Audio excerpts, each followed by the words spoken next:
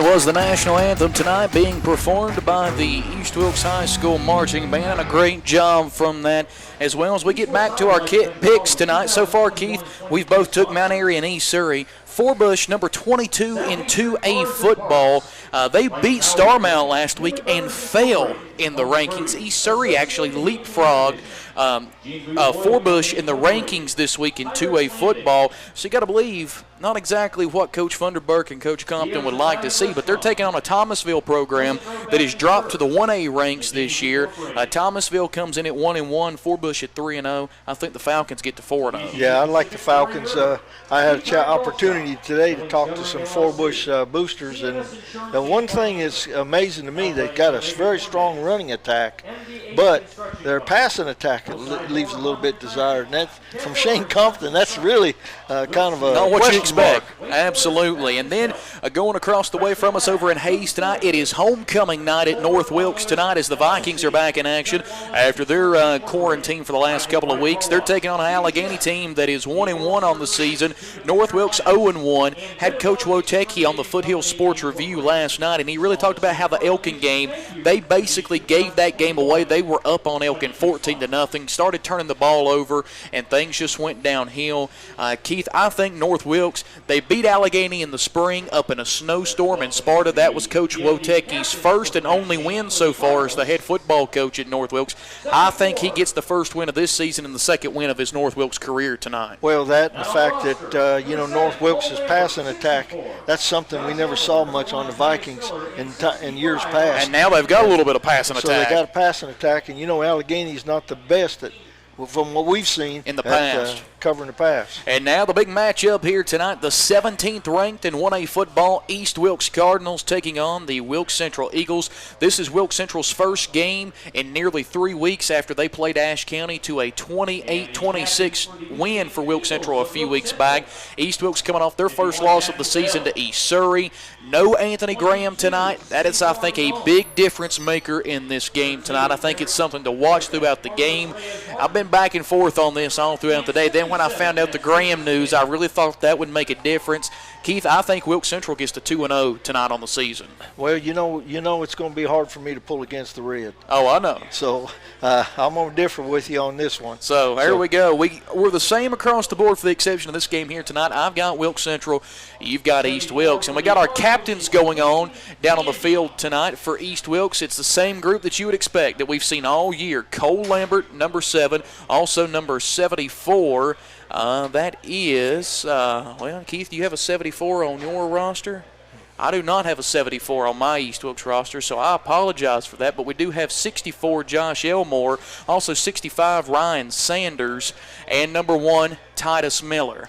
Caden Handy. Okay, Caden Handy is normally number 79, but he is 74 tonight. And we also found out Caden Royal. 21. Yes, Caden Royal is number 21 instead of number 9 tonight. Then for Wilkes Central out there, we see number 51, Matthew Bell. Also number 77, Kamen Smith. And let's see here, as we're trying to get a bead around some of the ball players to see those other captains. Obviously, Kamen stands out pretty much above everybody, the way he stands out there with his hands on his hips. I think, Keith, is that 22, Cesar Lamone? I can't get a bead on it from our vantage point. As one of the ones standing in front of Titus Miller, I believe is 22. Yeah, it's the seniors for East Wilkes. It's been the seniors all year long. So, and Wilkes Central, It looks like number 8. Let's see. I believe that would be Julian Martin. I have to wait for some of the East Wilkes players to move out of the way so that way we can get a fee. I mean, they are standing official and player right in front of the 50-yard line where our Wilkes viewpoint Central is. Won the toss. They're going to receive. Keith, they're going to put this offense on the field first tonight. And you know what Wilkes Central has on their mind. That is to score points. Yeah, that is number 22. Number 22 and number 2, Carlos Reyes Martin, not number 8. So Carlos Reyes Martin, Kamen Smith, Matthew Bell, and number 22, Cesar Lamone, officially the captains for Wilkes Central. Our uniform look tonight, both teams stand out polar opposites. Should be easy to tell them apart. Wilkes Central in their road white uniforms with the white pants with green numbers trimmed in yellow, with their white helmets with the big block green trimmed in gold WC logo on the side of those white helmets. And then East Wilkes in their all black tonight with white numbers trimmed in red with their black helmets as well. So East Wilkes looks good. Wilkes Central looks good. Teams are getting ready to take the field here tonight. Wilkes Central back to football for the first time in nearly 3 weeks after their win over Ashe County. We've got it all coming up for you as we take one last break here on the Wilkes Communications pregame show. Kickoff is next.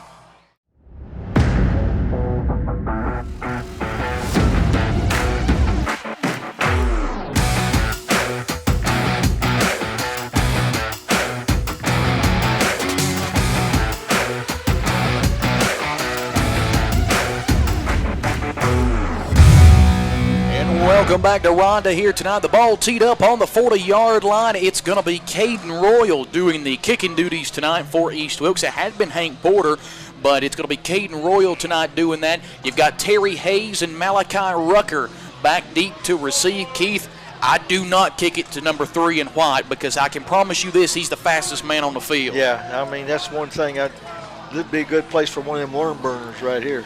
So let's see. Caden Royal has the ball teed up.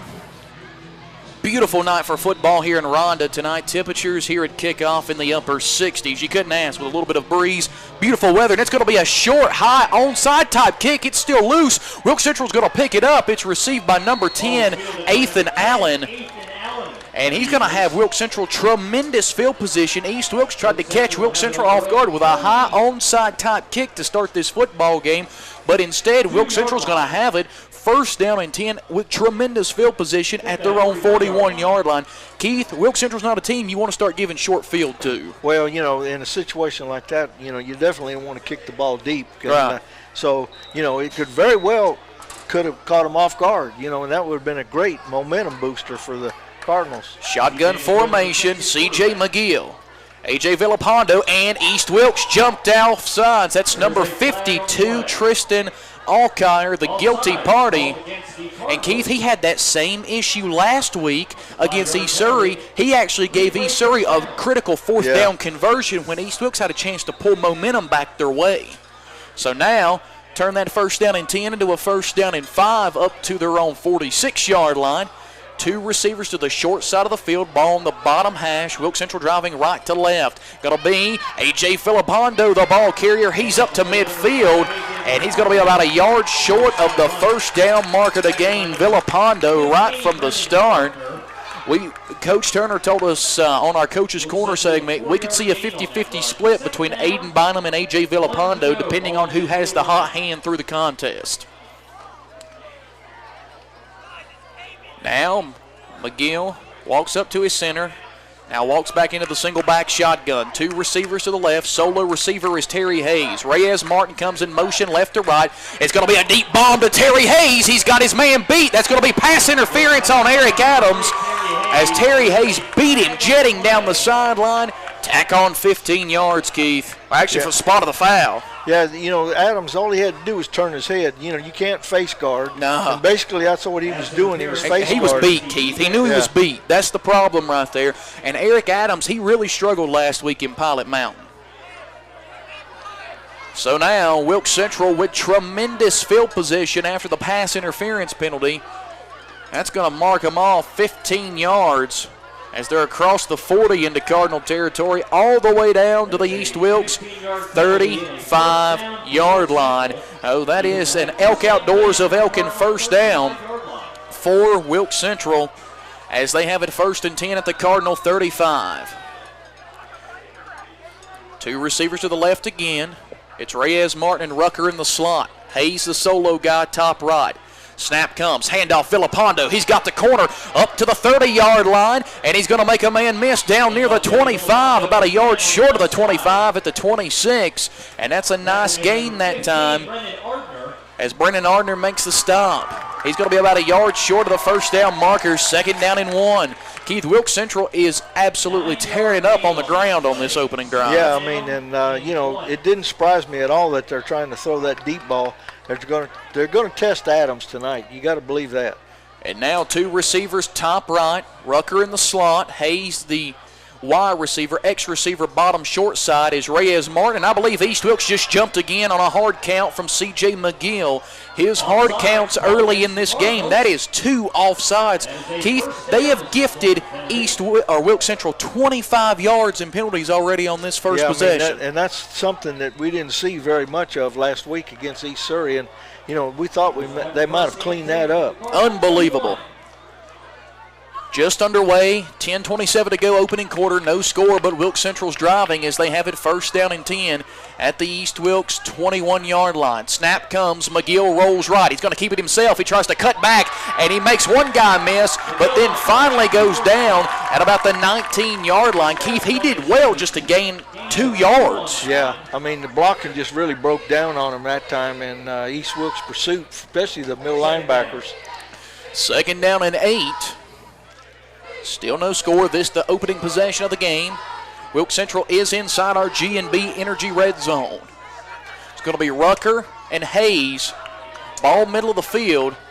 Rucker and Hayes to the top right. Reyes Martin, the solo receiver, bottom left. McGill, the tailback, fakes the handoff. He's going to the end zone on a corner route, but there's a little bit of miscommunication. He was trying to hit Terry Hayes on a corner route in the end zone for a touchdown, but Hayes broke his route off too far toward the goal post. It's almost like he expected him to cut back and run a corner, but instead he ran a post. Yeah, and he better be lucky he didn't throw it to the inside. He better. There was nobody there. Yeah, well, Adams was really the only one that could have that ball. Yeah, he's lucky nobody was guarding the corner side of the end zone. So nonetheless, it's now 3rd down and 8. First third down Wilkes Central has faced tonight. Ball inside the G&B Energy red zone at the East Wilkes 19-yard line. Shotgun formation, McGill takes the snap. Late pitch out. Villapando around the right side. Villapando is going to be short of the line marker to gain. He maybe gets to about the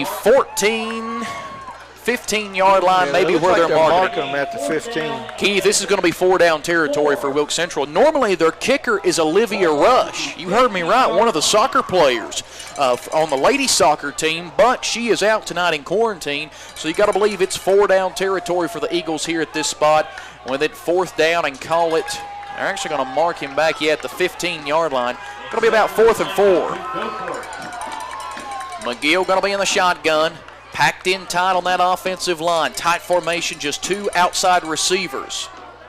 And Wilkes Central jumped. That's number 22, Caesar Lamone, as he jumped, and that's going to turn a 4th and 4 into a 4th and 9. That's a 5-yard penalty. You got to believe if you're Coach Turner and offensive coordinator David Hunt, that's got to just absolutely eat away at you, Keith. Yeah. And There'll be some substitutions now. Wilkes Central is going to spread this field back out now that they're backed up into a 4th and long at 4th and 9. Ball is at the East Wilkes 20-yard line. Under 9 minutes to go now in our opening quarter. Still no score. This is still the opening drive of the game. McGill going to be in the shotgun. You got Rucker and Hayes top right. That's the short side. His ball is on the top hash. Reyes Martin down here on an island to the bottom left side as McGill turns toward the sideline for the play call. And Wilkes Central is going to burn a timeout. This timeout brought to you by our friends at Alpha Tango Auto Sales, River Street in Wilkesboro. Keith, Wilkes Central did not like the way the schemes were set up as far as East Wilkes' defense against what they had called in. Seemed to be some miscommunication. Yeah, and, you got to believe, now that's one thing, they've not targeted Reyes Martin.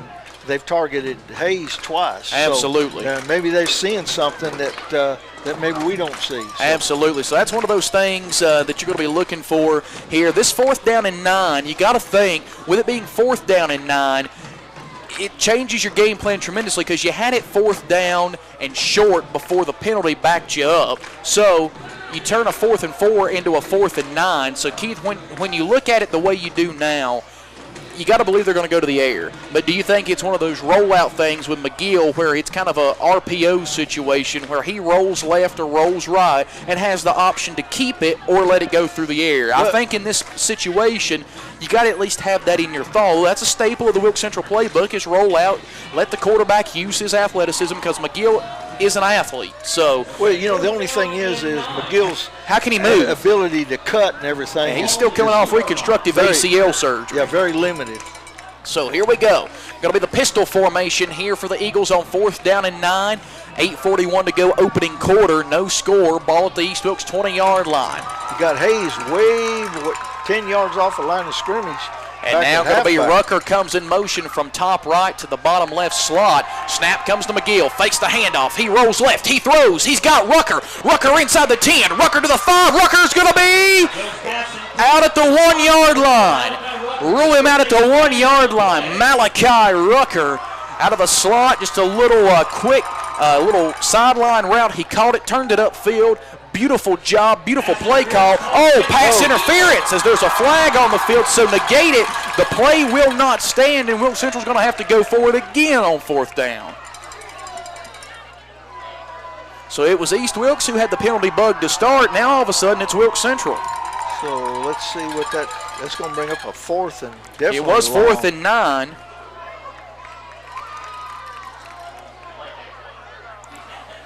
So that 4th and 9 is going to be brought back. It's going to be 4th and right there going. They're going to be 4th and Elkin before this thing's over with. They keep going back toward Elkin.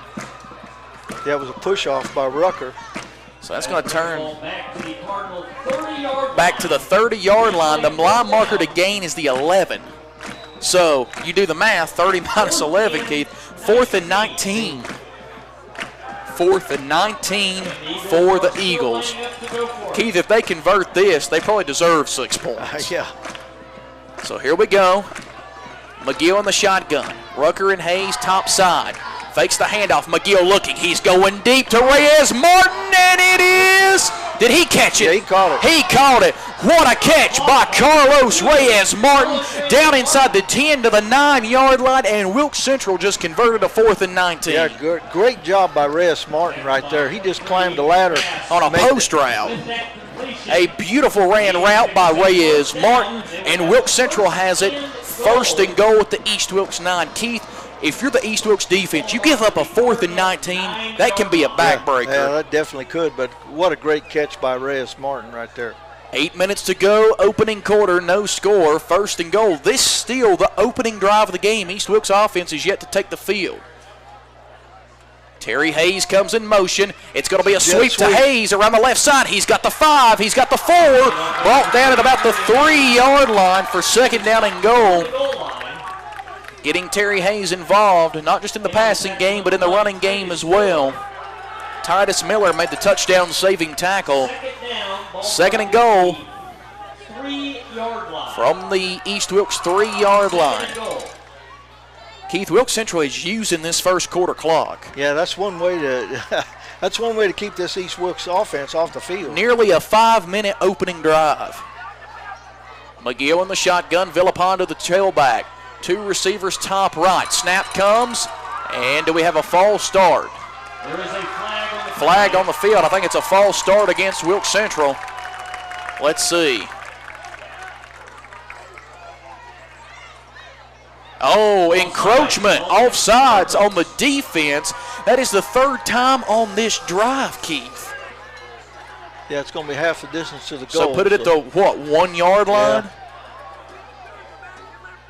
If I'm Wilkes Central, Keith, I just line up. This is where I bring in Aiden Bynum. What about you? Well, you got Villapano as a pretty good-sized young man, but or McGill on a QB draw. Yeah.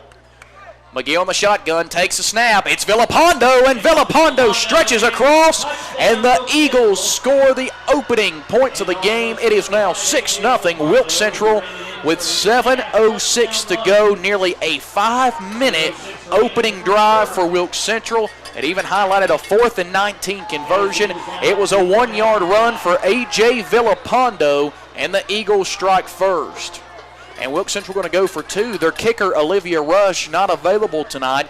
And I was told pregame, expect Wilkes Central to go for 2 just about all night. Really, Keith, East Wilkes is in the same situation.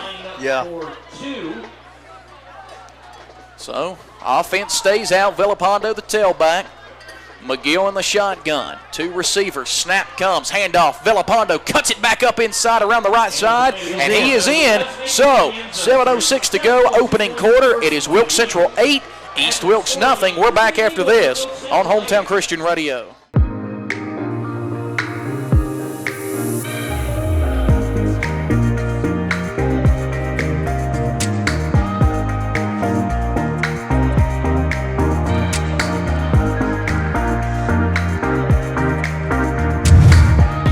And welcome back to Rhonda here tonight. Keith, what an opening drive by Wilkes Central. It took up 60 yards in 5 minutes. Just 7:06 remains in our first quarter, and Wilkes Central has an 8-0 lead thanks to A.J. Villapanda. But, Keith, really what set up that 1-yard run was that 4th and 19 conversion. Great catch by Reyes Martin right there. He had to really go up in the air and catch that between two defenders, and that was probably the play of the game so far for the Wilkes Central Eagles. And we got Brody Martin back to field the kick.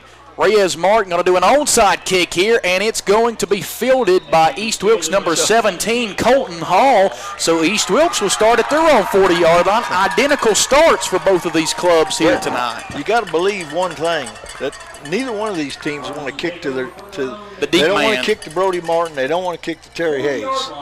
So here we go. The East Wilkes offense finally on the field at the 7:03 mark of the first quarter. And let's see this Wilkes Central defensive front that is anchored by Kamen Smith and Isaiah Buchanan. Going to go trips to the right side. Ball's on the top left hash. East Wilkes driving left to right across your radio dial. Brody Martin is the tailback. Briggs Gentry the quarterback. Snap comes. Gentry on a quick screen. That is number 23, Ethan Cass. And he's got the 45-yard line. Makes a cut back to the 50, falling forward into Eagle territory on the Eagle stripe side of the 50, and that should be enough for an Elk Outdoors of Elkin first down. And you know, you got to believe, I like that call right off the bat because, I mean, they were really pinching in on Brody Martin right there. Absolutely they were, so that's a good way to move the chains, first play of the game. First down and 10, East Wilkes. Ball at midfield, going to go trips receivers again, this time top left. Ball is on the bottom short side hash, bottom right. Gentry takes a snap, handoff Brody Martin. Martin's got the left side, and he's going to grind it up to about the 47-yard line. They may give him forward progress to the 46. Looks like, no, they're going to mark him about the 48. And, you know, they ran that ball right at Kamen Smith. Yeah. You got to believe they want to test Kamen.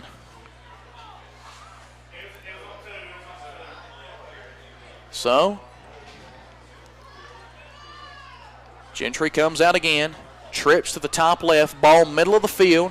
Solo receiver down here is Titus Miller to the bottom right side. Martin the tailback. Gentry takes the snap. Going to be a handoff to Martin. Martin not going to get much that time. Guess who? Number 77, Kamen Smith on the tackle.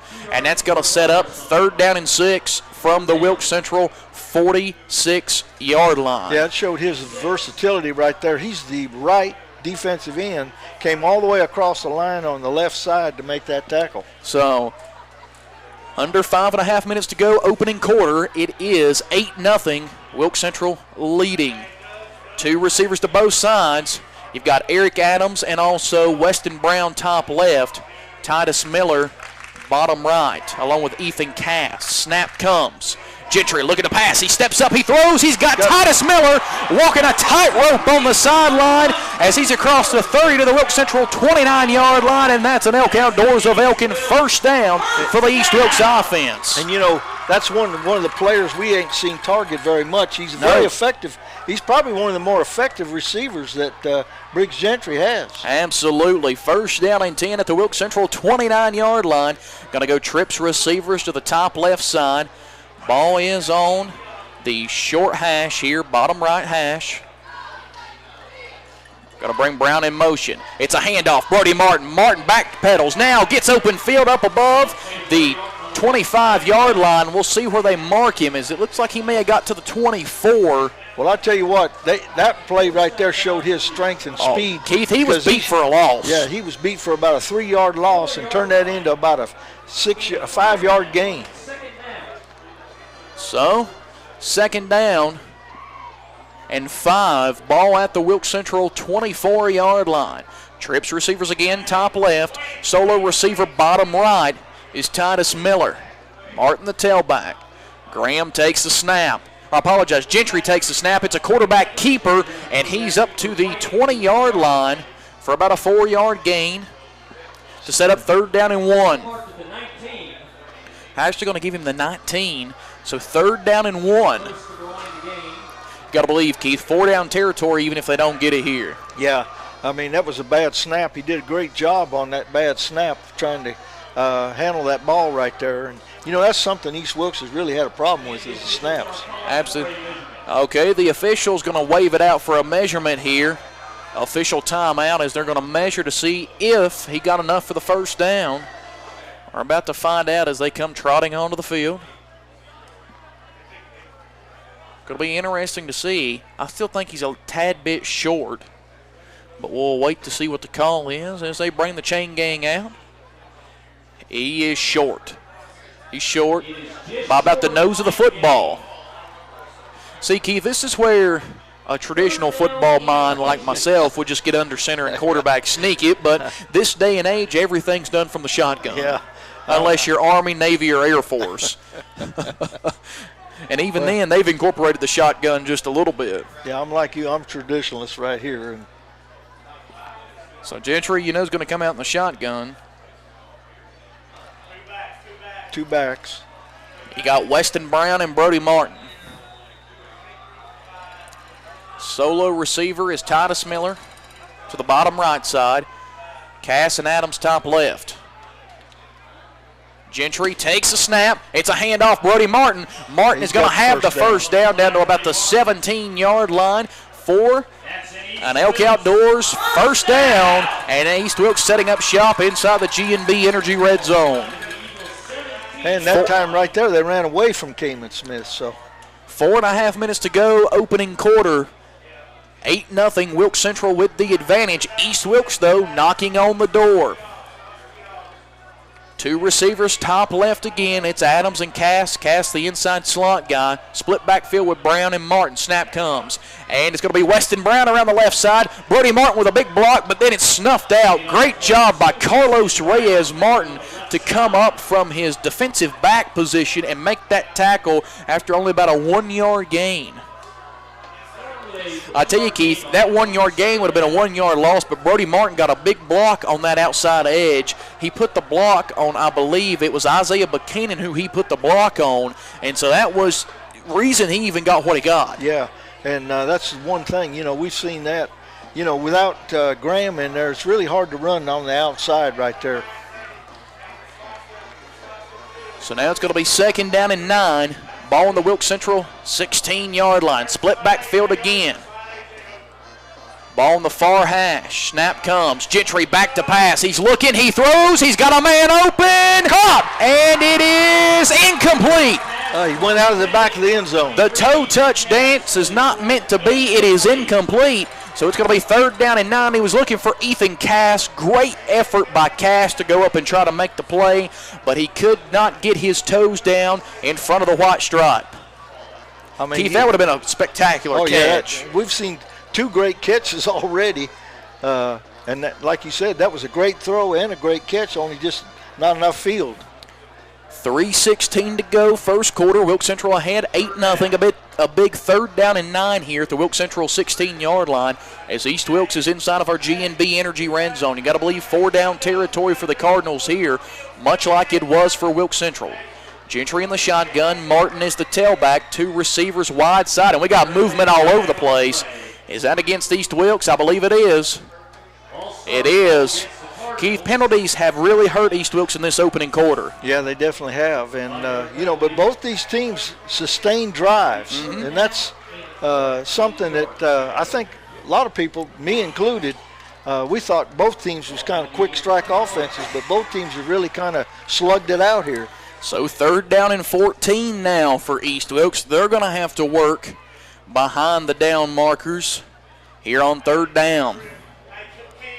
Going to have trips wide receivers to the wide side. Ball on the far top left hash. Trips receivers bottom right. Martin is the tailback as Gentry takes the snap.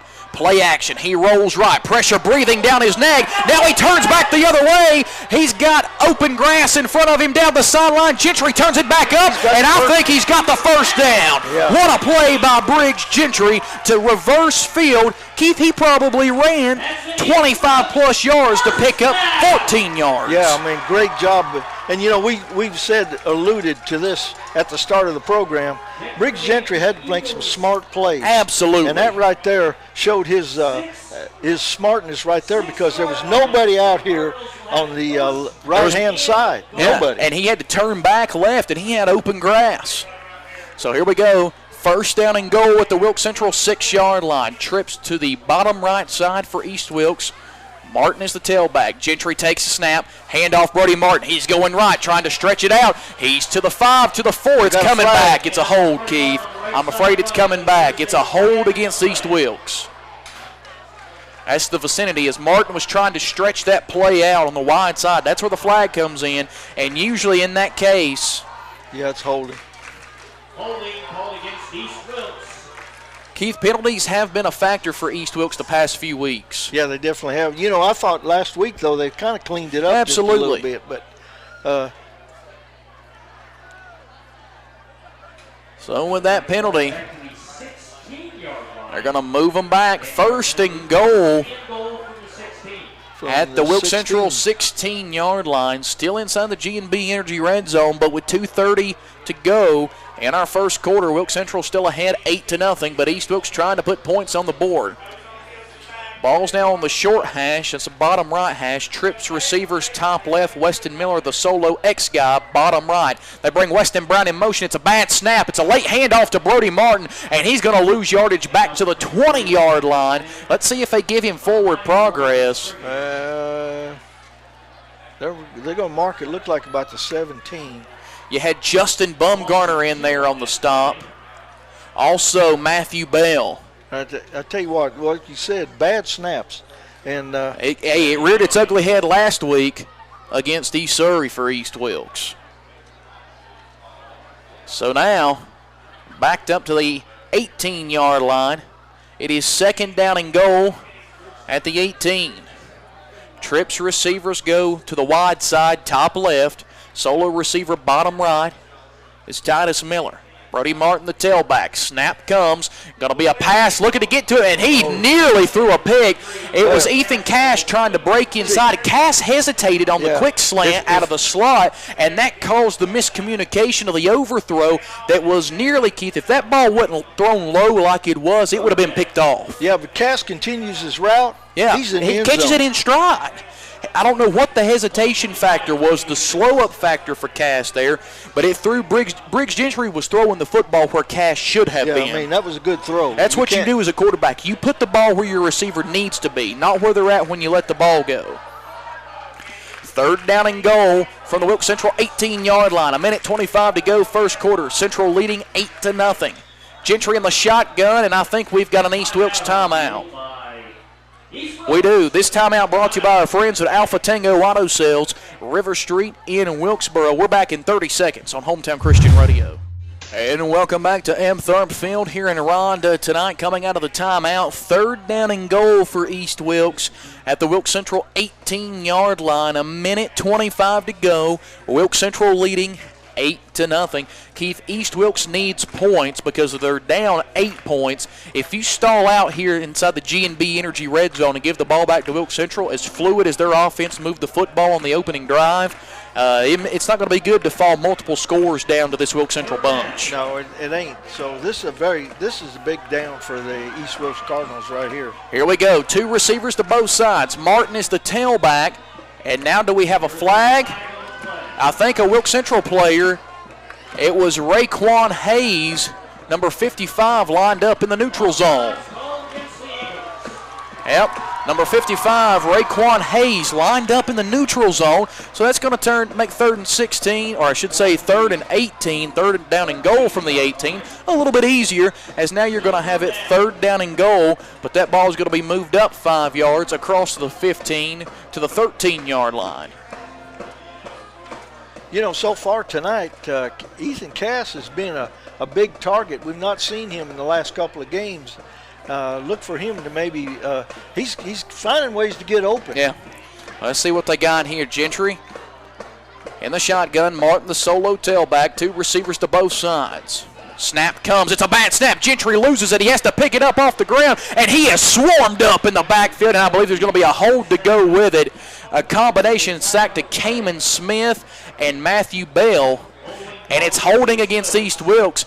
Keith, I actually declined the penalty and set them up for fourth down. What say you, since it's a goal situation? Yeah, it'd be silly for them to push them back any farther. I mean, give them 2 shots at it. So a hold against East Wilkes. They declined the penalty because it's fourth down and goal for East Wilkes at the Wilkes Central 13-yard line, or actually backed up, I should say, to the 16-yard line. That was a 3-yard loss on the sack. Once again, another bad snap. I mean, this is something that we thought would have been cleaned up by now.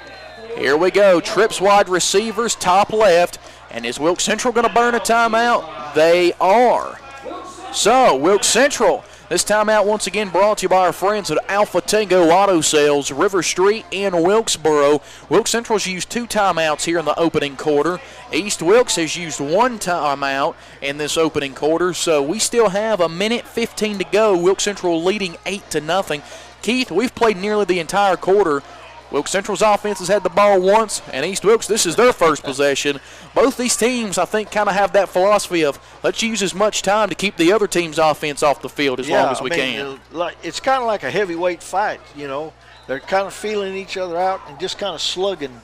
Yeah. You know, we don't see – I've not seen the quick strike offense on either one of these teams right here so far. This is a big fourth down here. 4th and goal from the Wilkes Central 13-yard line. Wilkes Central going to have, or I should say East Wilkes, rather, is going to have 2 receivers to both sides. Ball is middle of the field. Top left is Eric Adams and Weston Brown. Bottom right, Ethan Cass, Titus Miller.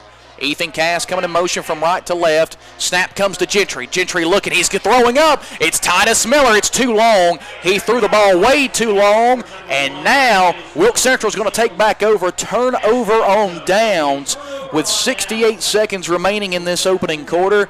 Keith, he overthrew Titus Miller by a mile. That ball nearly was at the concession stand. Yeah, that was just an overthrow. But the bottom line is that he had Villapando right on him. Yeah, so I don't think he would have caught it anyway.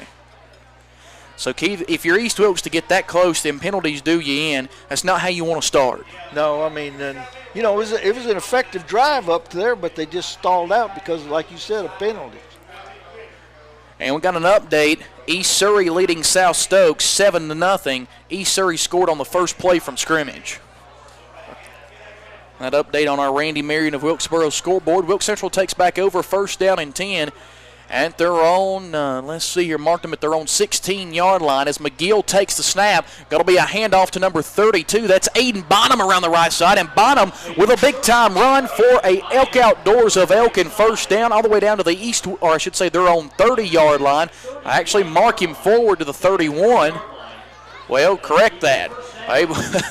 The side judge originally said 30, then he moved up to 31, then he moved back to 30. So we'll eventually get it straight. And to a lot of our listeners out there, that's Andrew Bynum's little brother right there. Andrew Bynum was a big part of this Wilkes Central offense. Andrew Bynum and that lineage of great running backs throughout the history of Wilkes Central and Coach Turner's career here at Wilkes Central. 2 receivers to both sides. Bynum the tailback. Terry Hayes comes in motion on the jet sweep. Hayes trying to find running room. He's got the outsider on the left side, and he's going to be brought down at the 40-yard line as Terry Hayes is going to pick up another, I believe, Elk Outdoors of Elkin first down. They're going to mark the ball at 41. Great run by Terry Hayes around that left side. They brought him around in motion on the jet sweep. 18 seconds remain first quarter. We'll reset as it goes here. The clock will start when the official blows his whistle. If I'm Wilkes Central, Keith, I think I just take it to the quarter here. What do you say? Yeah, I don't think that. I'd be surprised if they get another playoff. That's what they're going to do. So we have played 1 quarter of football here in Ronda tonight, and the team in white looking good so far. Eagles lead the Cardinals 8-0. You're listening to high school football on 3 WC. Careful not to get too close, I might just go.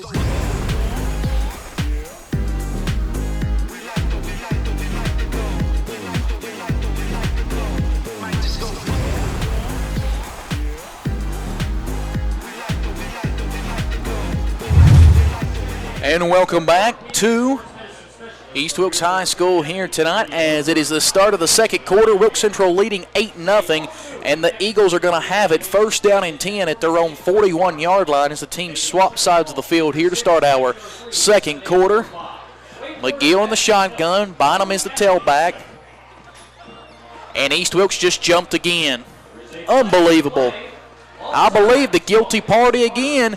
Guess who? Number 52, Tristan Alkire. Keith, he's really struggling with snap counts the past couple of weeks. Yeah, I mean, if you're a defensive lineman, all you got to do is watch the ball. There's a reason you turn your head down the line of scrimmage when you line up. Just watch the ball. That's what I was taught. Don't care about what the man says back there or anything. You just watch the ball. And now McGill in the shotgun, two receivers to both sides. Snap comes. It's a handoff to Aiden Bynum. Bynum to the 50. Bynum across the 50. Tackled shy of the 45-yard line in Cardinal territory, and that's going to move the chains for an Elk Outdoors first down.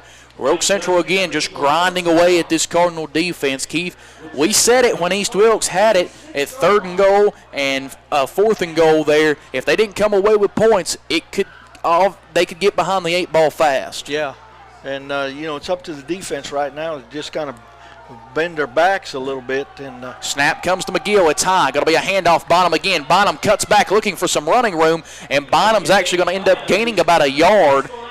So credit to him to find a little bit of a hole and just get down for a positive gain from the 46 to the 45. Yeah, so that's going to be Dow on that stop. That's going to be 2nd down and call it 9. As Wilkes Central sets back up.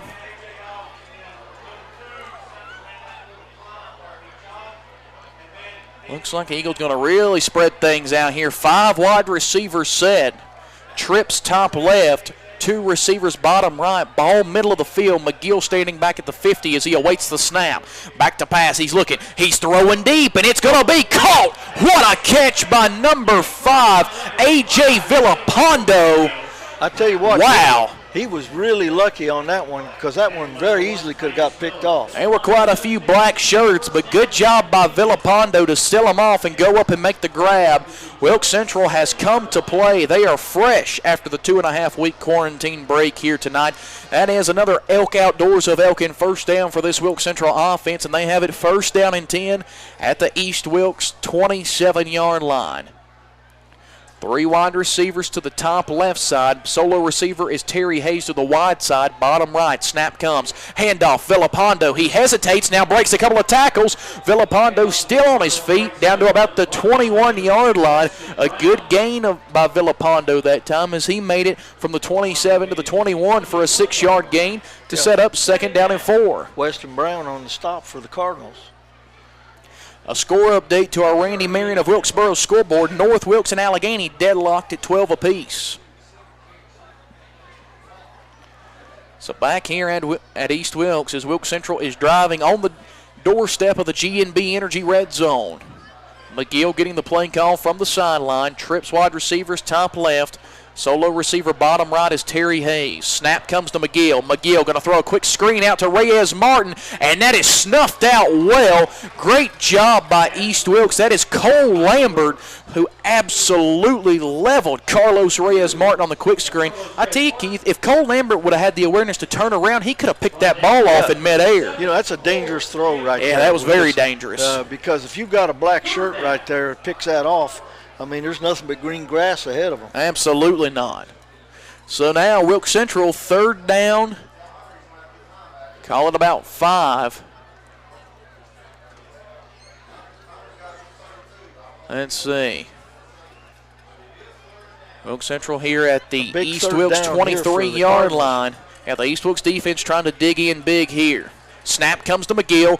It's an option play. Villapando gets it around the right side, and Villapando is undercut. Weston Brown. What a stop by Brown at the 21-yard line. And now Wilkes Central has it 4th down. They're at the 22-yard line, so that is 4th down and 5. That was a great open field tackle right there by Brown. So now a big 4th down here. 4th down and 5. Keith, East Wilkes can ill afford to give up back-to-back 4th down conversions on back-to-back drives. The biggest thing is right now just don't jump off sides. Yeah, a hard count's coming. Wilkes Central leading 8-0 with 8:13 and ticking first quarter clock. McGill in the shotgun. He's got two receivers top left. Uses that hard count. East Wilkes doesn't jump. And now Wilkes Central's going to burn their final timeout.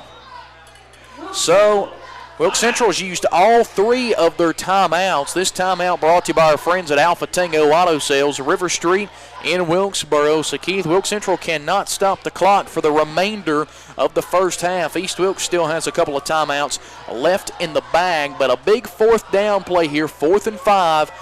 You know, if you're Wilkes Central, you don't have to go for the home run play here. You just got to get to the sticks, and that line marker to gain is about between the 19 and the 18-yard line. So, they haven't really looked Terry Hayes' way much in the passing game. Do you think he's an option here? Or do you look for a taller guy like a Malachi Rucker here? Well, I mean, you know, the thing of it is they tried Hayes a couple of times, and errant throws. You know, it wasn't Hayes' fault. He was errant throws by McGill. So, you know, once again, you know, you got to believe at some point in time they're going to test him again, you know, because he has really got a speed advantage on Adams out there. So let's see what Wilkes Central does with it here out of the timeout. Again, brought to you by our friends at Alpha Tango Auto Sales, River Street in Wilkesboro. We appreciate them as Wilkes Central has it here. 4th down and 5 from the East Wilkes 22-yard line. 8 minutes to go in our second quarter. Wilkes Central leading 8-0. Well, now you got Hayes in the backfield.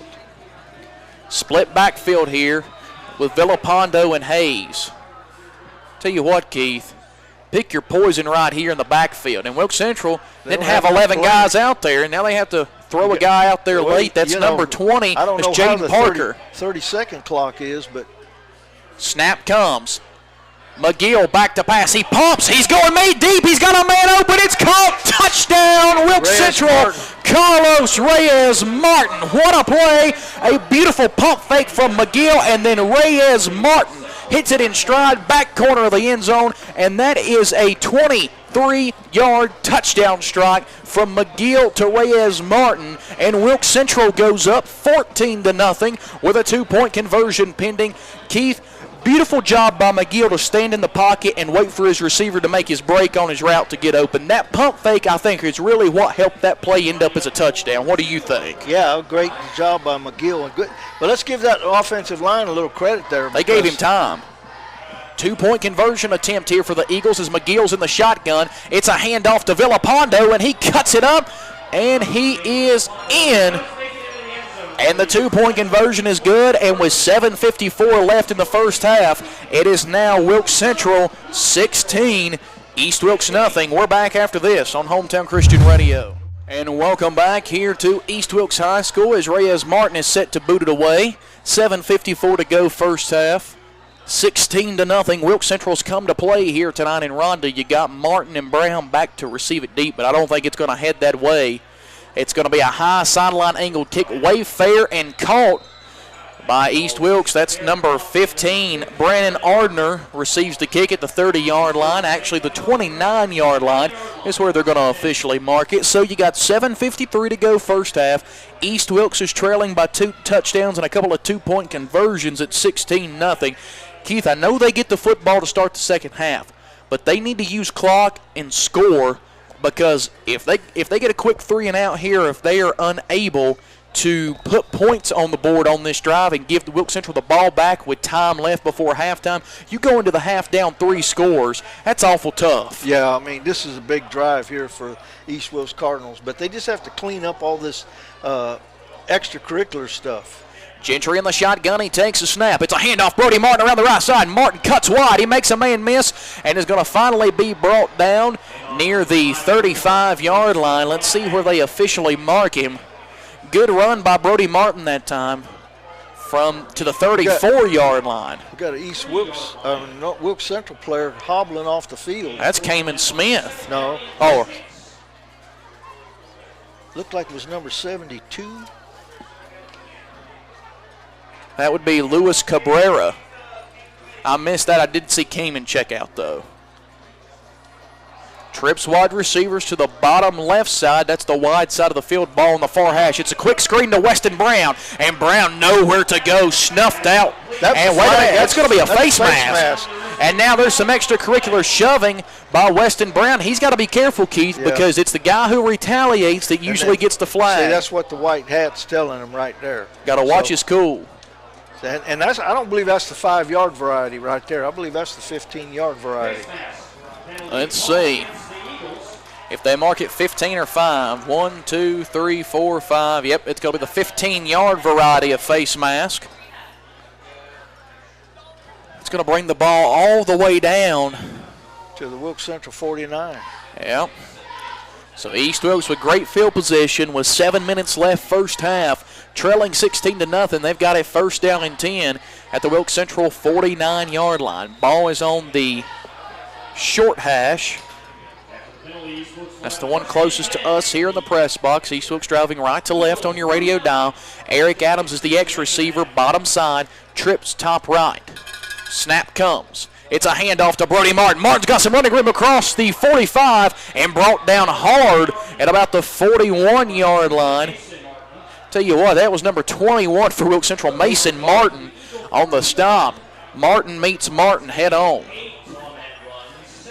So 2nd down and 2, a good 8-yard gain by Brody Martin. Clock continues to tick, under 6.5 to go first half.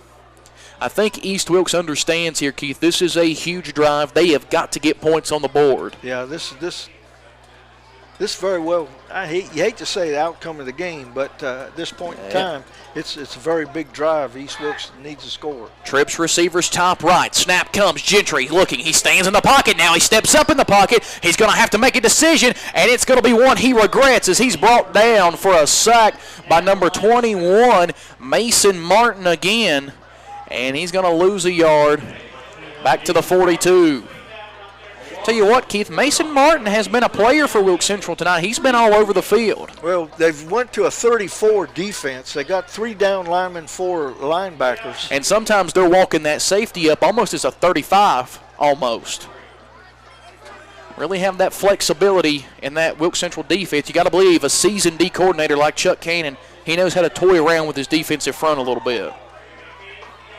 Trips wide receivers again for East Wilkes to the top right side. Martin is the tailback. Eric Adams the solo receiver, bottom left. Snap comes to Gentry. Play is blown dead. And let's see. Timeout, East Wilkes. So East Wilkes is going to burn a timeout, and this timeout brought to you by our friends at Alpha Tango Auto Sales, River Street in Wilkesboro. 5:16 to go first half. Wilkes Central leading 16-0. We're back in 30 seconds. And welcome back here to East Wilkes High School tonight as East Wilkes has it for 3rd down and call it 3 at the Wilkes Central 42-yard line with 5 minutes, 16 seconds to go first half, and Wilkes Central with a 16-0 advantage. East Wilkes going to now go trips to the short side of the field. That's the bottom left side. Ball is on the near hash. Snap comes. It's going to be an issue with Brody Martin and Gentry, and that stopped the play from becoming a first down. He had the running lane, but Gentry held onto the football for a little bit too long, Keith, before he let it go into Brody Martin's gut. About a half a yard short. So now 4th and 1 from the 40-yard line of Wilkes Central. East Wilkes going to go for it. You got to believe it's going to be Brody Martin here. As Gentry turns toward the sideline, gets the play call in. Looks like Wilkes Central's going to send the blitz here as they walk the outside linebackers up. Gentry takes the snap. It's a handoff, Brody Martin. No, Gentry's going to pull it out and keep it. Gentry's got room to the 35, makes a man miss, diving forward near the 30-yard line for an Elk Outdoors of Elkin first down. Well, you know, even if Brody Martin would have got the ball, he had the first down. Yeah, absolutely. Great RPO. Once again, Briggs Gentry showed his smarts, if you will, on that play because he knew they were going to key in on Brody Martin. He just pulled it out at the last second. First down and 10 for East Wilkes. Ball at the Wilkes Central 30-yard line. Under 4.5 minutes to go. Wilkes Central leading 16-0. 2 receivers to both sides. Martin the tailback. Gentry takes the snap. Gentry rolls right. He's looking. He throws, and it's going to be incomplete. Weston Brown was wide open heading toward the Wilkes Central sideline. but he dropped the football. Keith, that has been a common cause of concern for East Wilkes this season. And, you know, you can't really blame Briggs Gentry because he put the ball right where you need to put it, right on his hands. And, you know, time after, you know, it's got to be kind of frustrating. If you're a quarterback, you get good throws out there, you put the ball where it should be caught, and his receivers continue to kind of let him down a little. 2nd down and 10 for the Cardinals. Ball at the Wilkes Central 30-yard line. 4:14 to go here in the first half. East Wilkes trailing 16-0. Trips wide receivers top right. Snap comes. It's a handoff. Brody Martin. Martin's got running room across the 25 to the 20 and up. Ended at about the 18-yard line. Moved the chains for an Elk Outdoors of Elkin first down. And East Wilkes is setting up shop inside the G&B Energy red zone. I tell you, great job by the right side of that line right there. Just opened up a big hole right there. Ran away from Cayman Smith. So here we go.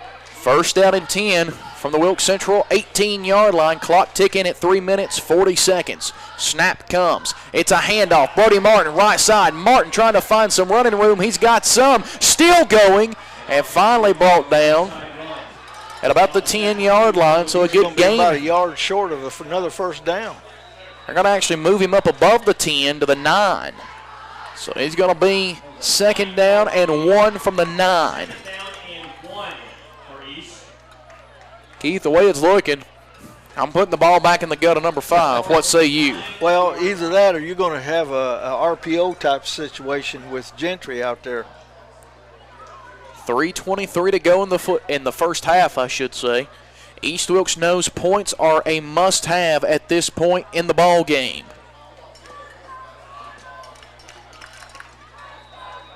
Just got a score update. Mount Airy leading Ashe County 34-0. They still have 6 minutes to go in the first half.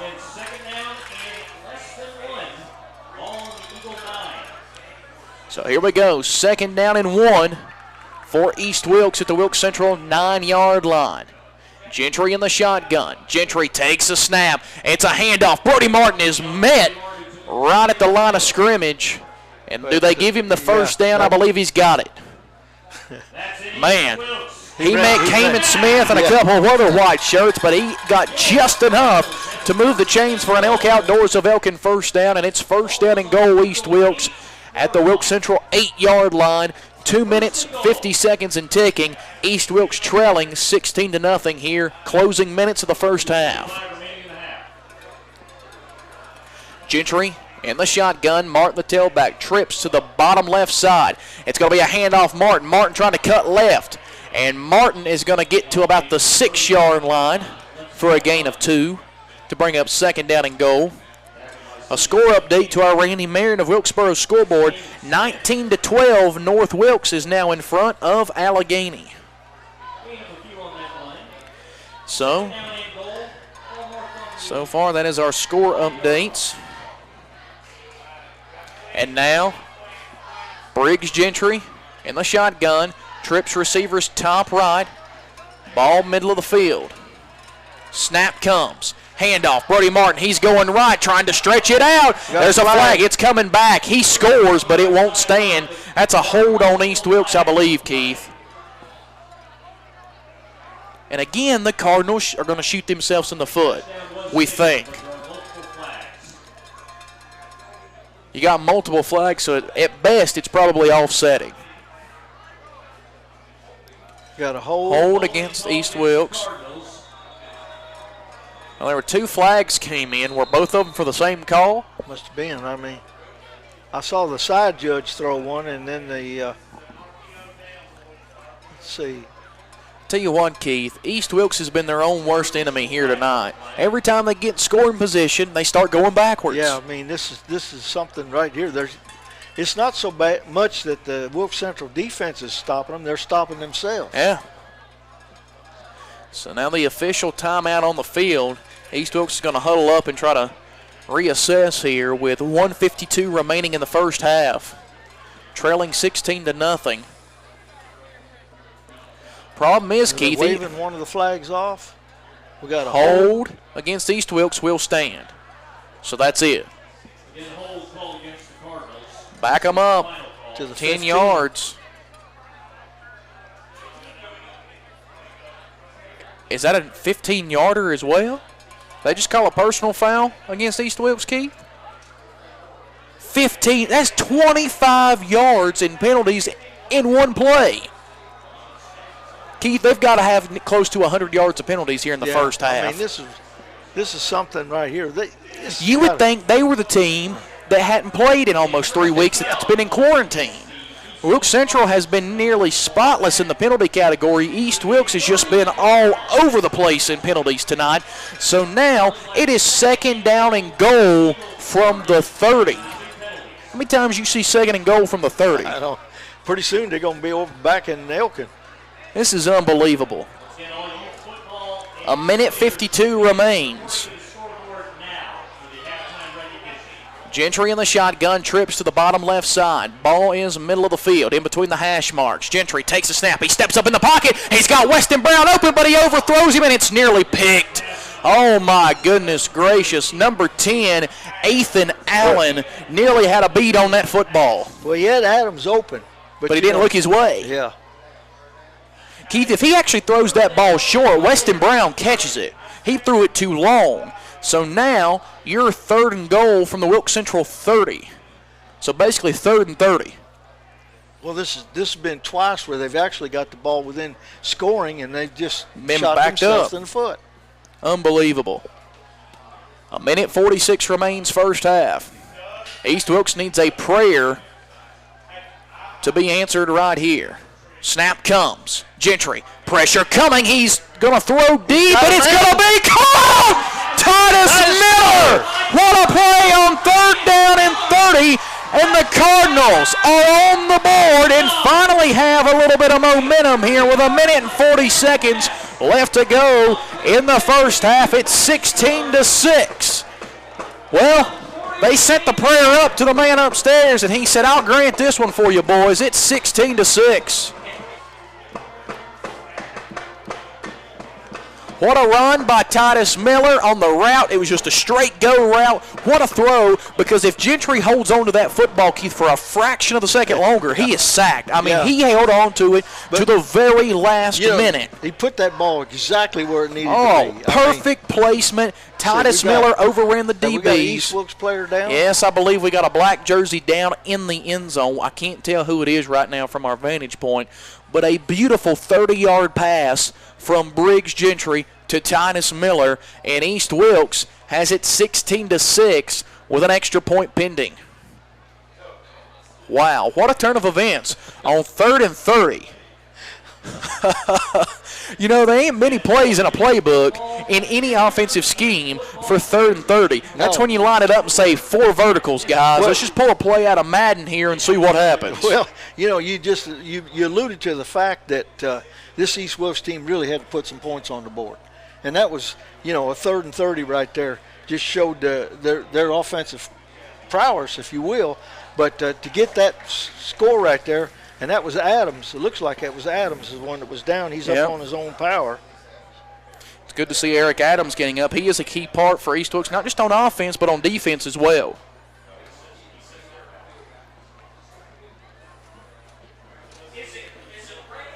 And this was a big score here for East Wilkes. Oh, man, and the fact that East Wilkes gets the ball to start the second half, if they get this 2-point conversion, they're another touchdown and a 2-point conversion away from tying the football game. So 16-6 with a minute 40 to go, and they are going to attempt the 2-point conversion here, trying to match Wilkes Central. 4 wide receivers, 2 to each side. Gentry in the shotgun, Martin the tailback, going to bring Weston Brown in motion. Weston Brown on a jet sweep, and he is going to maybe get in on a second effort. He does. What a great job by Weston Brown. Thought he may be stopped as Caden Royal is on to, for the kickoff here, on to attempt what we may believe will be a short onside top kick, just kind of one of those high beamers, because I can about bet he doesn't want to kick it deep to Rucker or Terry Hayes. Problem is, though, you give Wilkes Central short field, it makes it easier for them to try to put points on the board again. Going to be a high kick. It's going to be fielded. Oh, it's muffed. And here we go. Looky here, they're going to really spread it out. Now we got trips to the bottom right side, solo receiver top left. Ball on the far hash as McGill gets it. He sidearms one in there, turning upfield. That is number 10 for Wilkes Central, Ethan Allen. What a beautiful sidearm pass by the lefty, C.J. McGill. Keith, I think he's been watching Patrick Mahomes on Sunday. That's a Patrick Mahomes throw to come in and sidearm that thing.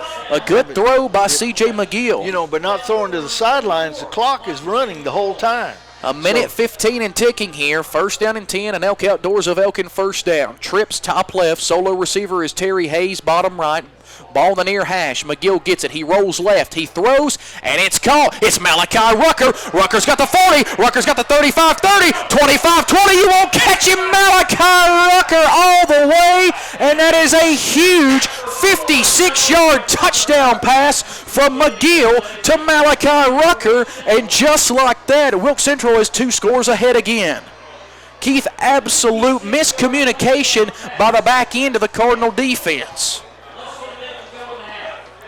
I tell you what, East Wilkes just got dazed after the pass to Rucker. He sat down in the middle of the zone, and Rucker put on the burners and outran the Cardinal defense. Well, I mean, that's a backbreaker right there, especially after you thought you had momentum on your side. And now Wilkes Central going to go for 2, a 56-yard touchdown pass from McGill to Rucker. Snap comes, 2-point conversion play here, and McGill's going to keep it, and McGill makes Wilkes Central 3 for 3 on 2-point conversions, and Wilkes Central now has a 24-8 advantage over East Wilkes with 54 seconds remaining here in the first half. We're going to keep it right here at Ebb Tharpe Field. Keith, East Wilkes finally cut the deficit in half. It was 16-8, and then in a matter of mere seconds, not even a full minute came off the clock, and Wilkes Central put 8 more points on the board. Well, you know, the amazing thing to me is the fact that they didn't have anybody deep. You know, they know they got to throw the ball because, you know, with the time on the clock, you can't run the ball.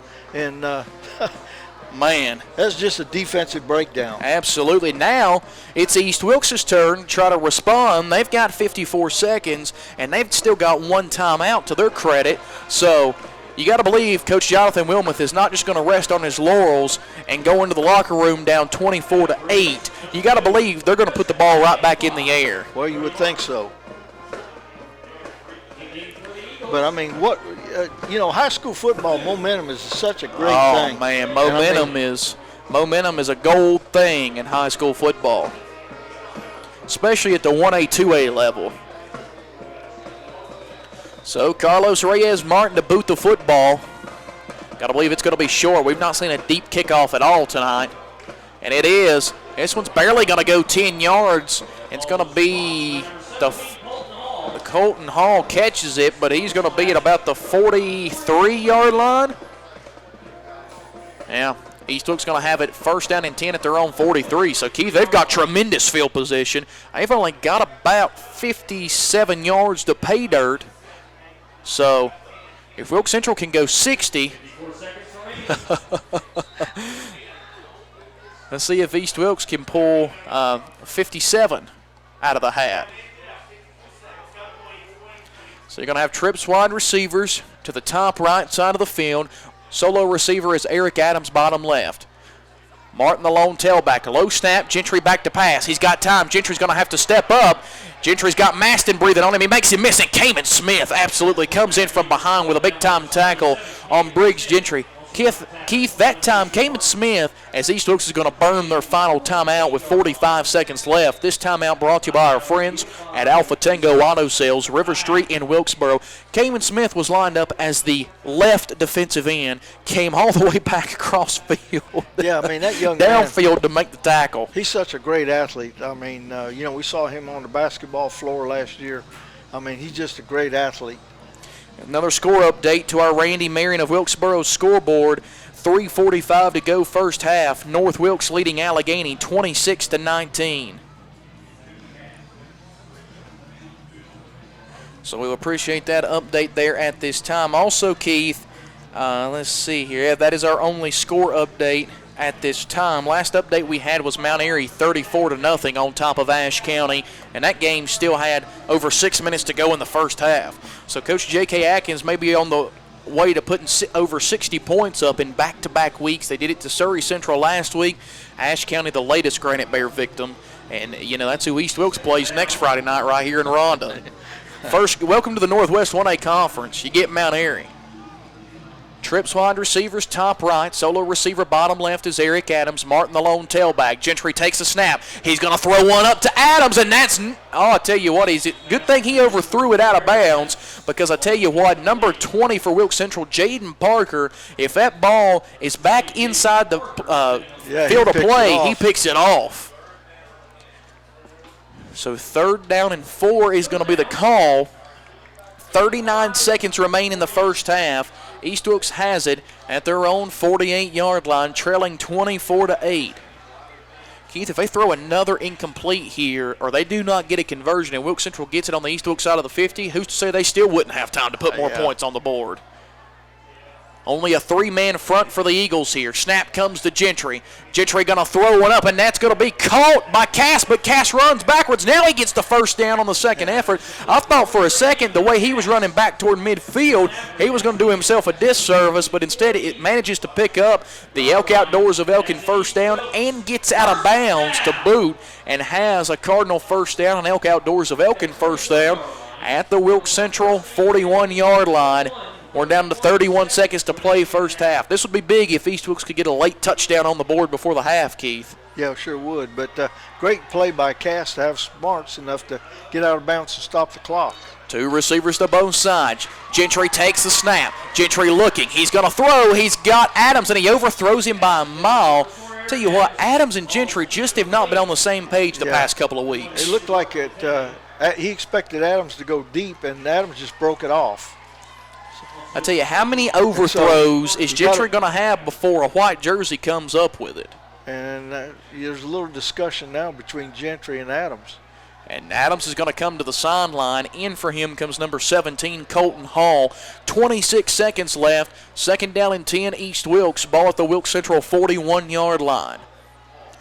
Wilkes Central definitely playing nearly prevent defense here with just a 3-man front rushing the football. Snap comes. Gentry, he's looking. He rolls left. He's got to make a decision. Gentry's still got to figure out something. He's just going to try to make it out of bounds, and he does. Up near the 35-yard line. He's going to have about a 6-yard gain. That'll stop the clock with 18 seconds. I tell you, Gentry really used his athleticism right there to turn nothing into something, because give credit to Wilkes Central's defense, they had it covered on the back end very well. Yeah, they're just playing prevent right there, trying to keep everything in front of them. So 3rd down and 4, 18 seconds remain in the first half. Wilkes Central leading 24-8. East Wilkes trying to get some more points on the board before the halftime break. 2 receivers to both sides. Top left, it's Cass and Miller. Short side is Hall and Brown. Snap comes. He's looking. Pressure coming. It's a screen, and it's going to be caught by Martin, but ill-advised as he is absolutely sandwiched between Kamen Smith, and also in on that tackle that's going to do it. Yeah, number 52, Jake Perry, and East Wilkes will not get another playoff, and that will be the end of the first half as Wilkes Central goes in with all the momentum here into the halftime locker room. They lead East Wilkes at the halftime break 24-8.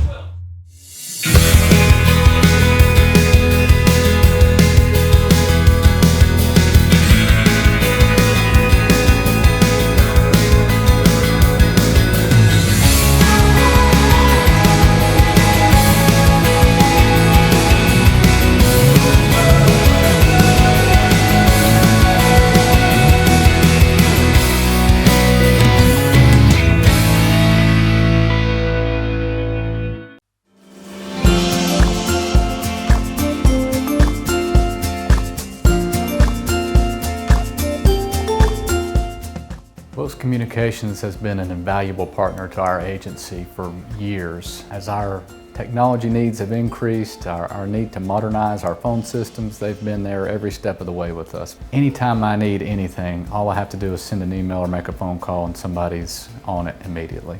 It means a tremendous amount having a local provider because these are the people we see it out at restaurants, we do business with in the community, we see them at church.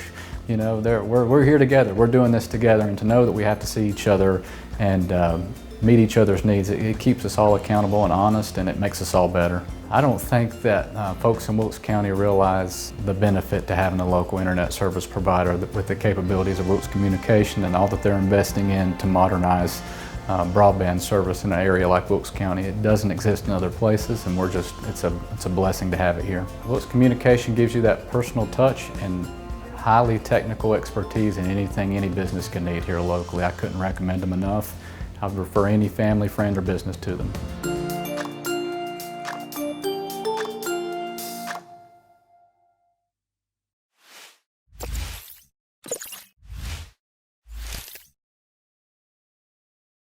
Between Wilkes Central and East Wilkes. Keith, and while we got the time here momentarily, we want to tell people, you know, this is an in-county matchup, so just like it was in week one, we have our partnership going on tonight. Right in front of us is a camera set up here on the glass in the press box, and then Adam Foster is down in the stands tonight filming for the video-style broadcast of tonight's game. That will be available coming up on Monday or Tuesday, early part of the week. It will be available for people to go back and view through RiverStreet Networks, or I should say RiverStreet Productions, social media platforms, YouTube, Facebook, things of that nature. It will be available. It turned out great for week one. The West Wilkes, East Wilkes telecast did. It looked outstanding. Even had the play of the game on there. You'll see that on there. And that's what we're doing for in-county matchups this year. When we have West and North in a few weeks, we'll be doing this. West Central, we've still got some more in-county matchups to come, and it's just a cool partnership. You and I both have watched some of the telecast from a few weeks back, and we were just so pleased at how everything come out. Yeah, we didn't scare nobody. No, that's a good thing. That's the good thing, and so we are really happy, and hats off to the folks at RiverStreet Productions for such a wonderful job that they do with this as well. So the ball is setting on the 40-yard line, and we are ready. Teams are huddling at their respective 30-yard lines, and we're ready to get back to football here tonight in the second half. East Wilkes to receive the opening kickoff. And Keith, you hate to say the opening possession of the half is a must-have, but I think in this football game for East Wilkes, it could be do or die right here as far as momentum is concerned. They've got to put some points on the board, and let's hope that they maybe have corrected the penalties. I mean, the penalties have absolutely just been taking them out of their game. I mean, it's just completely had to change their game plan. So here we go as the ball's going to go out of bounds. Ball goes out of bounds at the 35-yard line. So with that, East Wilkes is going to have good field position to start once again. We've not seen one deep kickoff here tonight at all. No, I think both these teams respect the deep threats that both these teams bring to the table.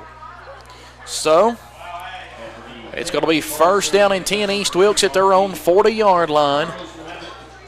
First and 10 on their own 40-yard line. Let's see what they're able to do with it.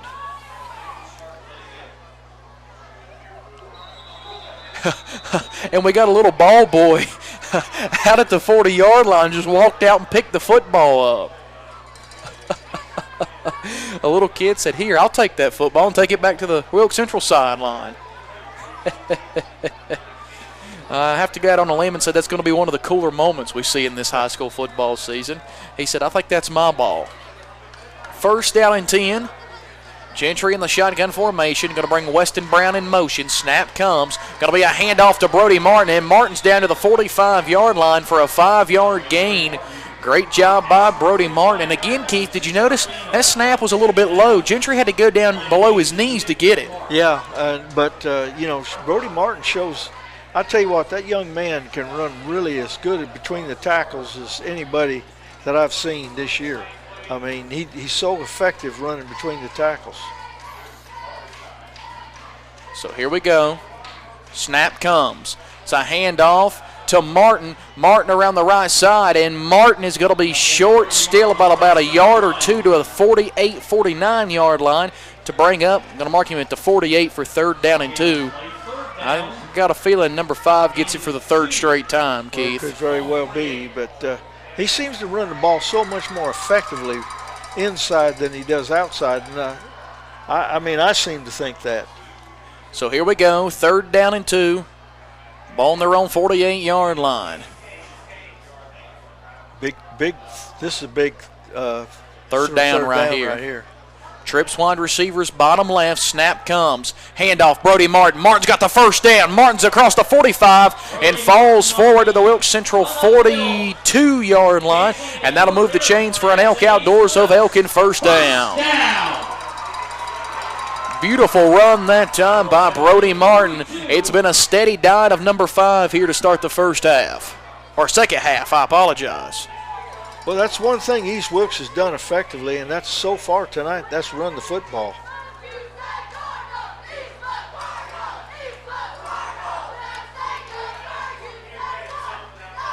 Snap comes, and it's Gentry back to pass. He's going to have to pull it down. He rolls left. He's across the 40 to the 35, and is that going to be a helmet-to-helmet shot on Briggs Gentry? Kamen Smith on the stop. Is it a late hit or is it going to be helmet to helmet? I'm going to say late hit. Let's see. Face mask. Okay. I missed the face mask. I was thinking late hit or helmet to helmet. Looks like that's the 15-yard variety. After the penalty, that's in East Wilkes. First down. So going to move the chains for another Elk Outdoors of Elkin first down. It's right on the cusp of the red zone at the 20-yard line.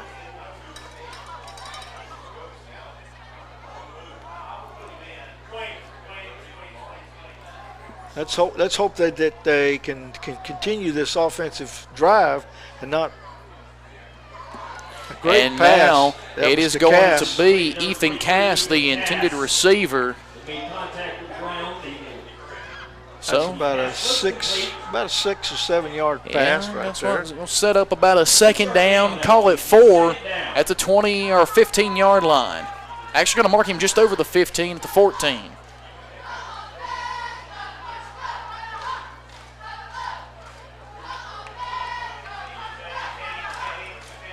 And now, snap comes. It's a handoff. Brody Martin up the center of the Eagle defense, and Brody Martin has got it first down and goal inside the Wilkes Central 5-yard line to the Eagle 4. This is what the doctor called for if you're an East Wilkes Cardinal fan. Right, and now this is where East Wilkes is kind of self-destructed right here. So let's see if they can continue this drive right here without self-destructing.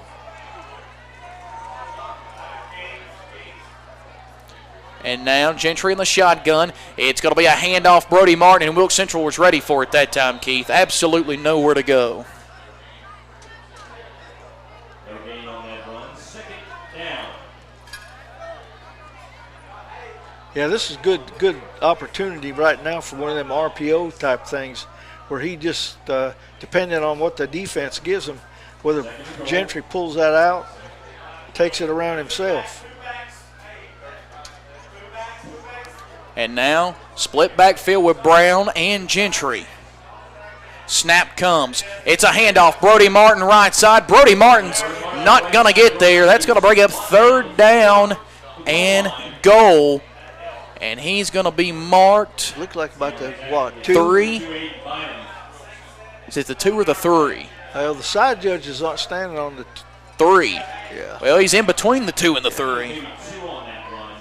Third down and goal.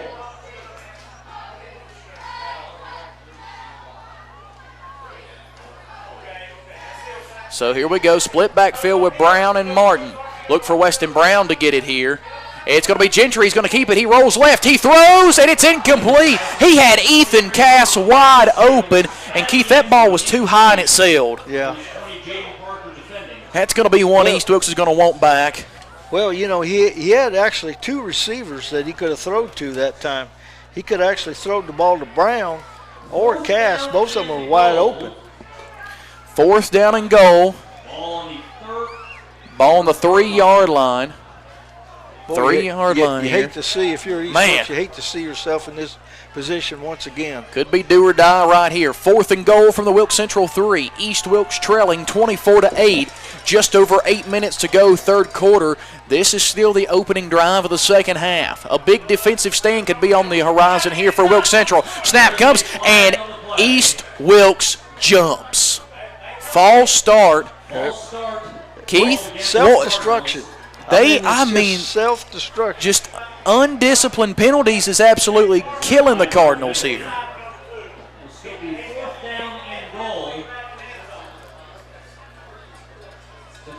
You know, it seems like every time they get down here in what I call, you know, a position where they can put the ball in the end zone, they continue to shoot themselves in the foot.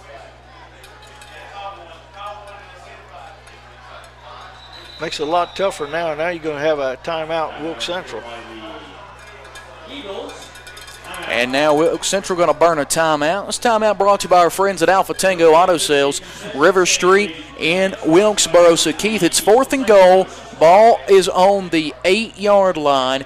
East Wilkes trailing 24-8. And you got to believe if they do not get points here, if you're Wilkes Central, it turns into, okay, we've got them on their heels, and one more blow could be the knockout blow. It could very well be, and I think Coach Wilmoth understands that right now. But you know, boy, you just gotta. He needs that 4th and 30 or 3rd and 30 prayer from the first half sent back up again. Shooting yourself in the foot. I mean, man, oh man. I mean, it's just.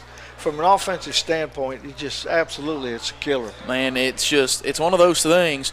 You know, how many times in the past few years have we criticized Wilkes Central for penalties? But, Keith, this is the best Wilkes Central's looked in probably 3 years in the form of penalties tonight. Yeah, they've had one holding call and maybe a couple of jumps off sides, but they've done a great – Two face masks. So here we go. 4th and goal from the 8. Gentry in the shotgun. Trips receivers bottom left. He takes the snap, and it's going to be a quick pass, and it's dropped. Eric Adams wide open in the end zone, and he drops the football on a quick slant to the end zone. He was wide open. Nobody around him. And Keith, just like against East Surrey last week, he drops the football for a touchdown. You can see the frustration on Briggs Gentry. This has just got to drive you wild. If you're Eric Adams, that's a good way, Keith, to play yourself out of targets in the offense. It really is. I mean, you know, you constantly, they look at him, they give him opportunities, and you just don't produce. Turnover on downs, and Wilkes Central takes back over 1st down and 10 at their own 8-yard line. McGill in the shotgun. He brings a man in motion. It's a jet sweep, looking for running room around the left side, and he's got it down to the 15-yard line as Malachi Rucker on the jet sweep. Up from the 8 to the 15 to bring up 2nd down and 3. Tell you, Keith, I'll say this. Wilkes Central's got more weapons than I expected them to have going into the season. Yeah, I mean, last year they were kind of a one-horse team, but they've actually diversified just a little bit. Split backfield here, single back set, I should say. Aiden Bynum is the running back. McGill, the quarterback, steps up to the line of scrimmage, looks down at his quarterback risk coach to get the play call into the offensive line. 2 receivers top left, solo receiver bottom right. It's a delayed handoff to Bynum, and Bynum's got running room to the 25 to the 30. Shucks a guy off to the 35 across the 40, just shy of midfield. Keith, that looked like something out of his older brother's playbook that time. Yeah, great run by Bynum that time, and a great job by that right side of that offensive line. And it is 1st down and 10. Boy, I'll tell you what, to go from almost putting 6 points on the board to Wilkes Central out here at the 48-yard line, I mean, that's just really got to kill you. So now, going to be a handoff to A.J. Villapando down to the 50-yard line for a gain of about 3 yards. McGill was lucky to hold on to that ball. That was a bad snap. So ball at the 50 for 2nd down and 7. Under 7 minutes to go, 3rd quarter. Wilkes Central leading 24-8. And Keith, if the Cardinal defense ever needed a stop, it's right here.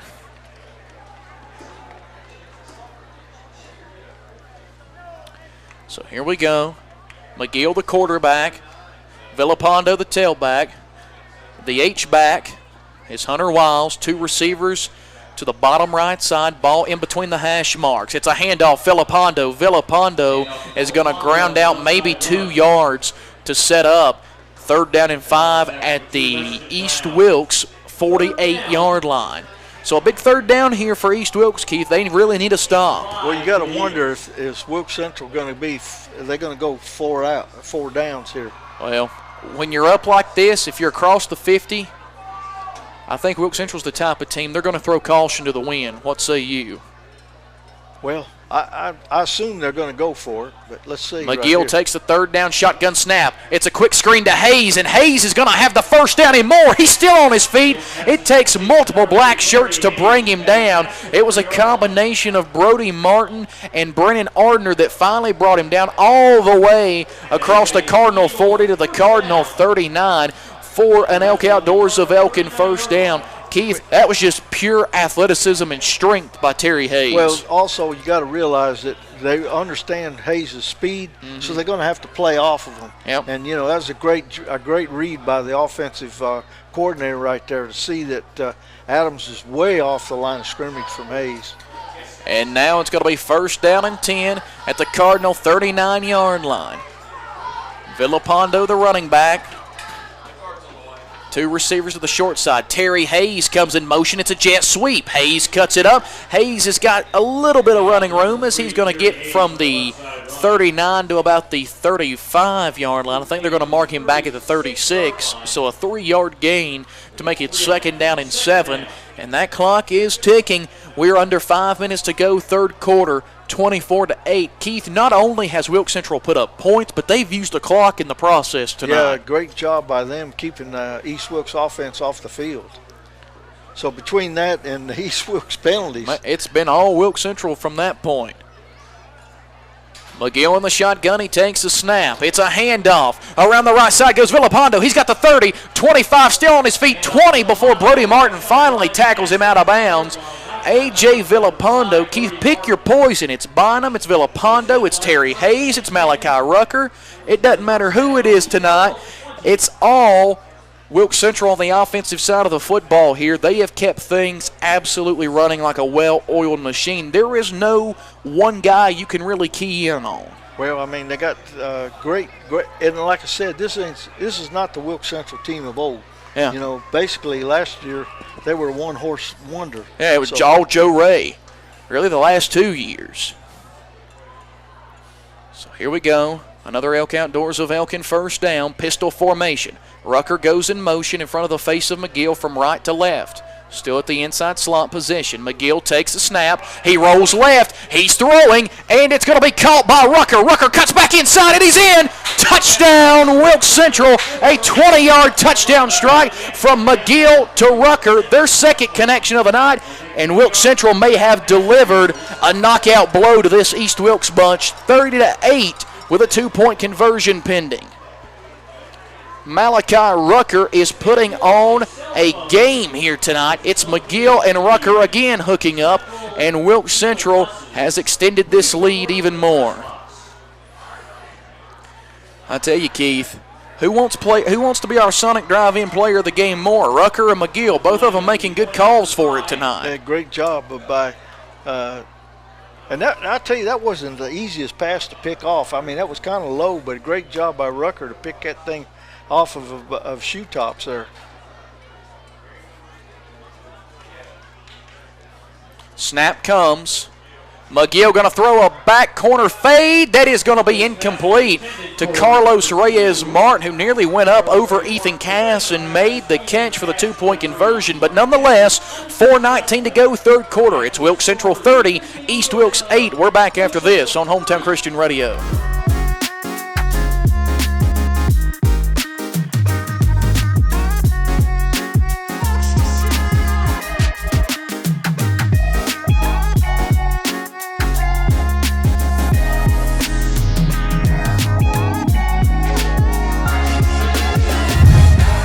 And welcome back here to East Wilkes High School, where it's all Wilkes Central, as Reyes Martin is going to boot this football, and it's going to go out of bounds. So East Wilkes will start back with prime field position again with 4:19 to go in the 3rd quarter, trailing 30-8. Well, let's just see if they can get down in scoring position and see what kind of penalties they can adhere to tonight. I tell you, it's been a disaster, and you know, you see Briggs Gentry, you see the frustration that young man has, because he's had a couple of times where he could have. Well, I know of 2 scores he could have had, and you know, his receivers. And you hate to keep belaboring this fact, but his receivers have really kind of let him down a little bit tonight. And with 4:19 to go here in this third quarter, it is 30-8 is our score in favor of the Wilkes Central Eagles. East Wilkes going to come out here. Trips wide receiver set to the bottom left side. Solo receiver top right. Weston Brown comes in motion. Snap comes. It's going to be a handoff to Brody Martin. Martin around the right side. Martin is tackled up above the 40 to the 45-yard line. Still on the East Wilkes side of the 50. And they're going to give him the Elk Outdoors of Elkin first down. I tell you, Titus Miller and Brody Martin has been and Briggs Gentry has been the bright spots. That's it. And time continues to tick. 4:12 to go here. Trips bottom left. Solo receiver is Titus Miller, top right. Martin is the tailback. Ball on the top hash, the far hash. Snap comes to Gentry. Gentry, he looks. He's going deep. He's got Eric Adams wide open, and he can't hit him. Adams was open. He beat number 20, Jaden Parker, but could not come up with the catch again. Gentry and Adams cannot get on the same page. Well, I mean, that really wasn't so much Adams' fault. He just overthrew him, but he threw it a great throw if Adams just could have got underneath it. Second down and 10. Ball on their own 45-yard line. 4:06 remaining third quarter. Wilkes Central ahead 30-8. Trips receivers bottom left again. Ball on the far hash, top hash. Solo receiver is Titus Miller. Far side. And it's a bad one. Gentry puts it on the deck, and guess what? He's sacked. And I believe, Keith, was that Aiden Bynum, number 32, on the sack? Yeah, that was Aiden Bynum. From his linebacker spot. And again, guess what? If it's not penalties, it's bad snaps. Notice the common theme here for East Wilkes. Clock ticking down toward 3.5 to go here in the third quarter. It is third and long, third and 17. You know, 4 games into the season, these are things right here that should have been cleared up. I can understand if it was Wilkes Central, considering they've been off for 2.5 weeks and only played 1 game. Well, this is just absolutely nuts as Gentry takes the snap, and guess who? It's Kamen Smith, but he stays on his feet. Gentry's going to roll. He's going to throw one out. He's got a man open. It's Ethan Cass, and he fumbles the football. He got leveled, and he fumbled the football right into the hands of number 10, Ethan Allen, and Wilkes Central gets the football back on a big turn of events.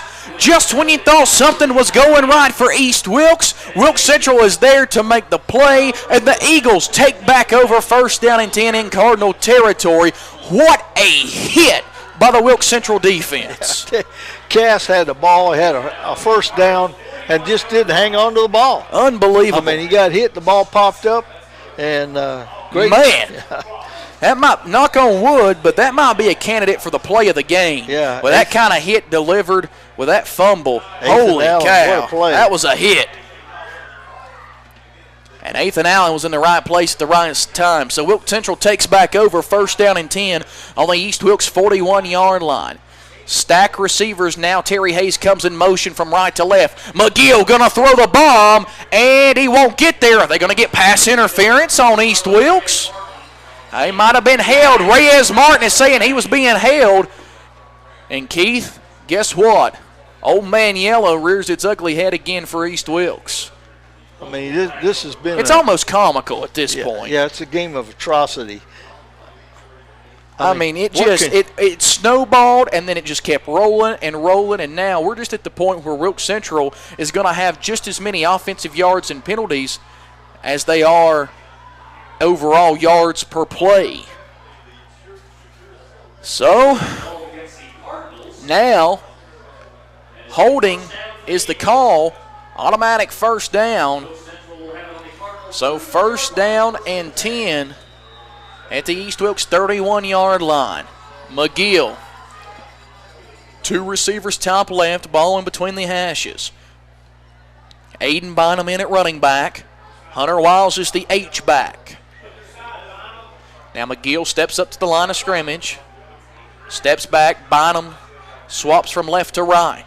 Snap comes. It's a handoff to Aiden Bynum, and Bynum is met nowhere to go. Good job by the East Wilkes defense on the pursuit. It'll be second down, and he actually lost the yard. So he's back to the 32-yard line for second down and 11. As we are at 2:43 and ticking third quarter clock, Wilkes Central is ahead 30-8. And Keith, I tell you, driving for more. And Keith, I tell you what, Wilkes Central is going to carry a lot of momentum into that date with North Surrey when the first ever Foothills 2A conference game comes calling next Friday night. Yeah, and good Lord willing, we'll be there. That's exactly right. It'll be homecoming night for the Eagles, and if COVID allows us, that's where we'll be next Friday night. Snap comes. McGill going to keep it on a quarterback keeper. McGill on his feet near the 25 before being brought down.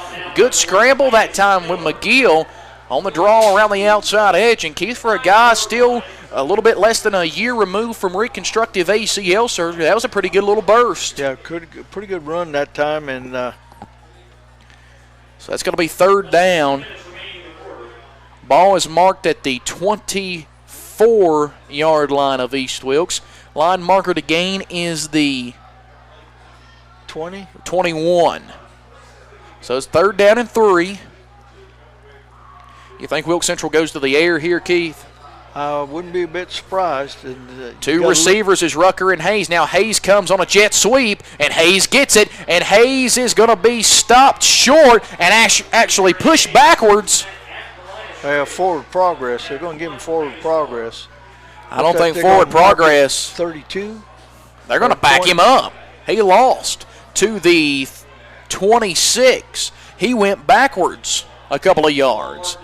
So now 4th and 5 is going to be the call on the field. I was like you, Keith. I thought he had forward progress originally. Well, the ball is actually on the 25, so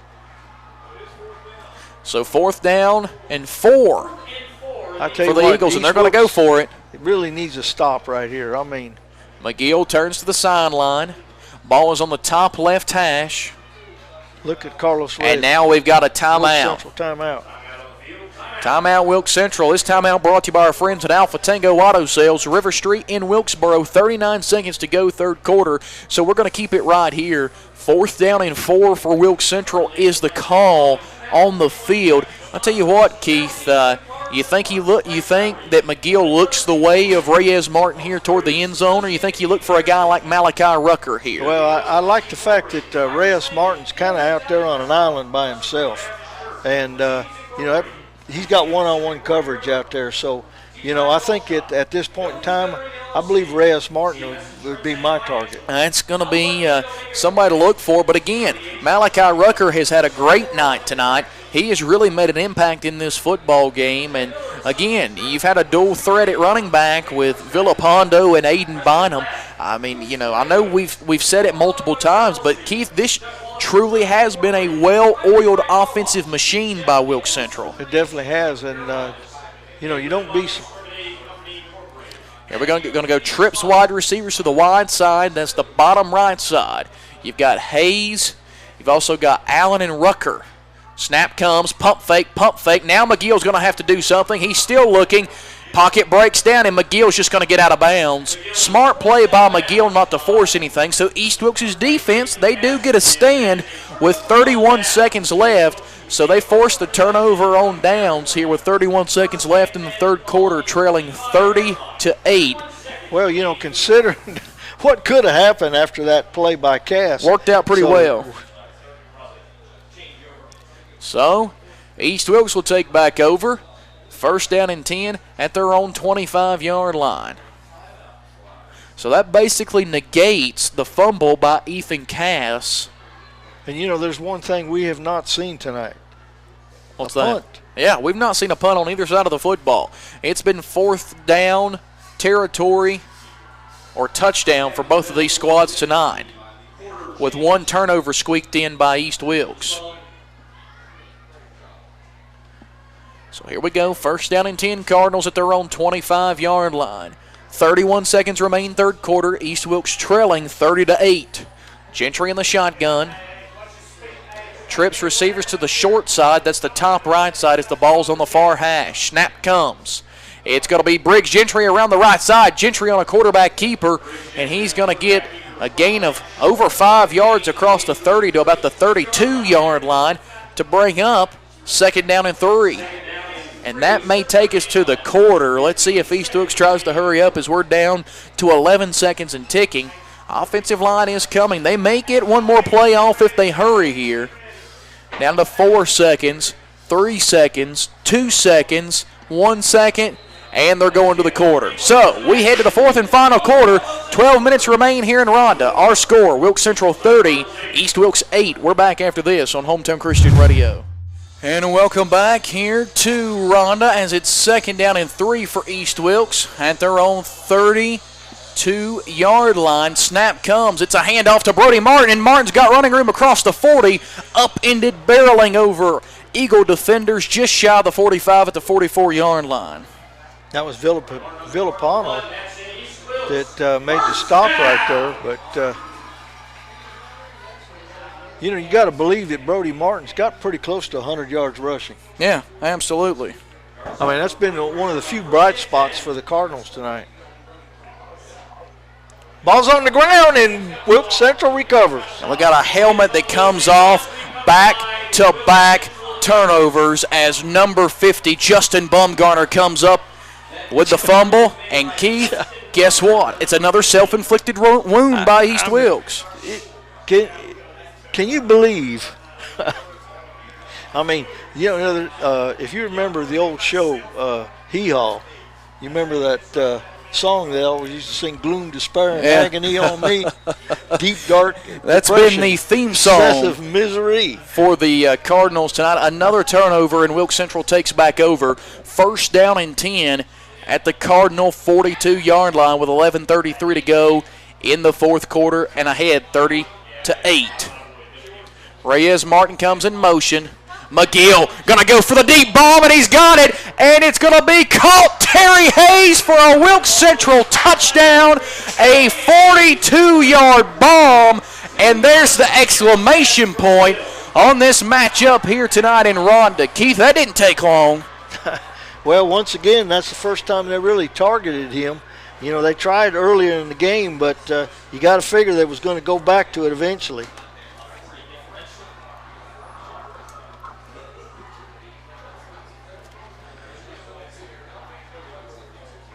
And so a two-point conversion now. Remember, Wilkes Central's kicker is not available for them tonight. So let's see. McGill in the shotgun. Villapando the tailback. Snap comes. Handoff Villapando. And Villapando is going to fall forward in for the two-point conversion. And that makes the score 38-8 in favor of the Wilkes Central Eagles with 11:25 to go in our fourth quarter. And Keith, I think you can put the nail in the Cardinal coffin. Yeah, I mean, the Cardinals have done everything they can to try to keep this. It almost appears that they're just trying to give Wilkes Central the game. I mean, you know, you hate to say that, but fumbles, penalties, you shoot yourself in the foot, drop balls. I mean, what else can happen? That's it. And, you know, it's one of those things. This is not the East Wilkes team we saw the first 2 weeks of the season. No, and, you know, you're coming into next week, you think this Wilkes Central team is a buzzsaw. Yeah. I mean, you're probably going up against probably one of the top teams in the Western North Carolina next week. And Mount Airy, who is going to be licking their chops if you come out with this many self-inflicted wounds against Mount Airy. You'll be lucky to only be down 30 points. Yeah, I mean, you know. Mount Airy's been on hanging 60 points. They'll score this in the first half. In the first quarter. Yeah. I mean, so you really got to do some soul searching if you're East Wilkes. And Wilkes Central, on the other hand, Keith, they're going into 2A Foothills Conference play with a lot of momentum, because guess what? 2 weeks from tonight, they got a big showdown with the East Surrey Cardinals. Yeah, I mean, that's going to be a big game for them, and you got to wonder, have they got enough for them? High kick is fielded once again. Colton Hall on the short kick. But you got to believe one thing, the way Wilkes Central throws the ball and the way East Surrey throws the ball, I guess there's going to be a lot of throwing in that game. Absolutely. Might be a game, Keith, that I know we've looked at North Wilkes County for that night, but the way Wilkes Central looks, if they roll big again next week, that might be a game we have to look at on our schedule to at least, kind of take a look at from a conference perspective. Well, so East Wilkes takes back over. I'm going to be the first to admit that I didn't see this Wilkes Central team being this strong. Gentry back to pass. He's got Titus Miller, and Miller's got the football. Breaks a couple of tackles down to the Wilkes Central 40-yard line for a Elk Outdoors of Elkin first down. I tell you, Titus Miller has been the most consistent receiver tonight by far. Yeah, I mean, he's the one bright spot between him and Brody Martin. I mean, these are the two offensive bright spots, if you will, for the Cardinals. Clock is rolling. We're heading towards 11 minutes left to play, 38-8. It's all Wilkes Central. Gentry in the shotgun. He's got trips to the top left side. Ball on the near hash. Gentry going to take the snap, and he rolls left. He throws one out, and it's caught. Weston Brown up to the 30-yard line and above it, near the 25 before he's marked out of bounds. And that'll move the chains back-to-back Elk Outdoors of Elkin first downs for the East Wilkes Cardinals. Well, at this point in time, if they get within the red zone, are they going to self-destruct again? Yeah, exactly.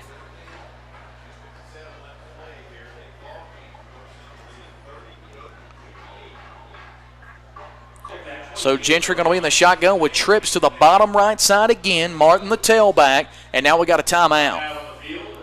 And this timeout is going to be taken by Wilkes Central. That's our last. And that's going to come with 10:57 to go in the ball game, and the Eagles ahead 38-8. This timeout brought to you by our friends at Alpha Tango Auto Sales, River Street in Wilkesboro. We're back in 30 seconds.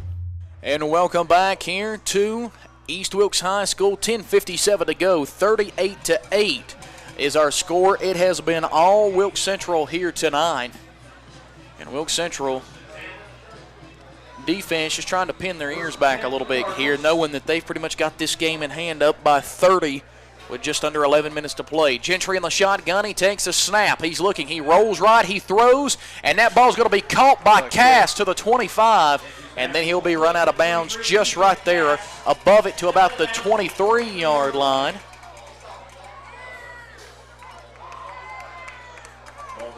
So that's going to be a nice gain that time. It's going to bring up second down, call it 4.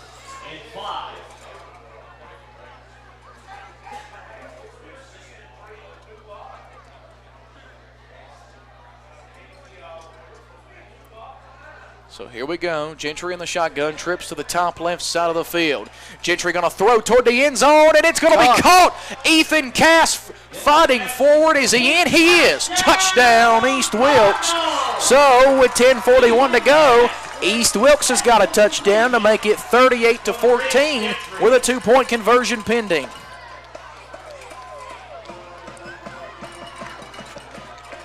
And now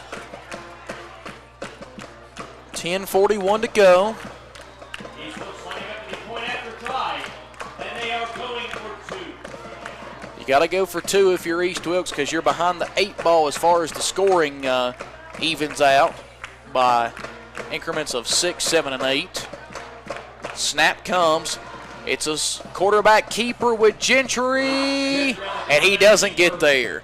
So the score remains 38-14, and we got an Eagle player down. And I believe that is number 23, John Tate Maston, the Eagle player down. But we're going to take a break here. 38-14 our score with 10:41 to go. It's all Eagles here in Ronda. And welcome back here to Ronda tonight with 10:41 to go. And East Wilkes cuts into the Wilkes Central lead just a little bit. Score now sits 38-14. You got to believe, Keith, Caden Roll probably going to kick an onside kick here. Well, you would think so, but you don't want to give Wilkes Central the ball back because they got a feeling they ain't going to be in a very conservative mode just yet. You got a lot of hands people up here right there. They're anticipating that. And it is onside attempt, and that's going to be Hunter Wiles falls on the football, and Wilkes Central will have it first down and 10 at their own 45-yard line. Eagles calling it on their own 45-yard line. Central has a first and 10 with 10:38 remaining in the game.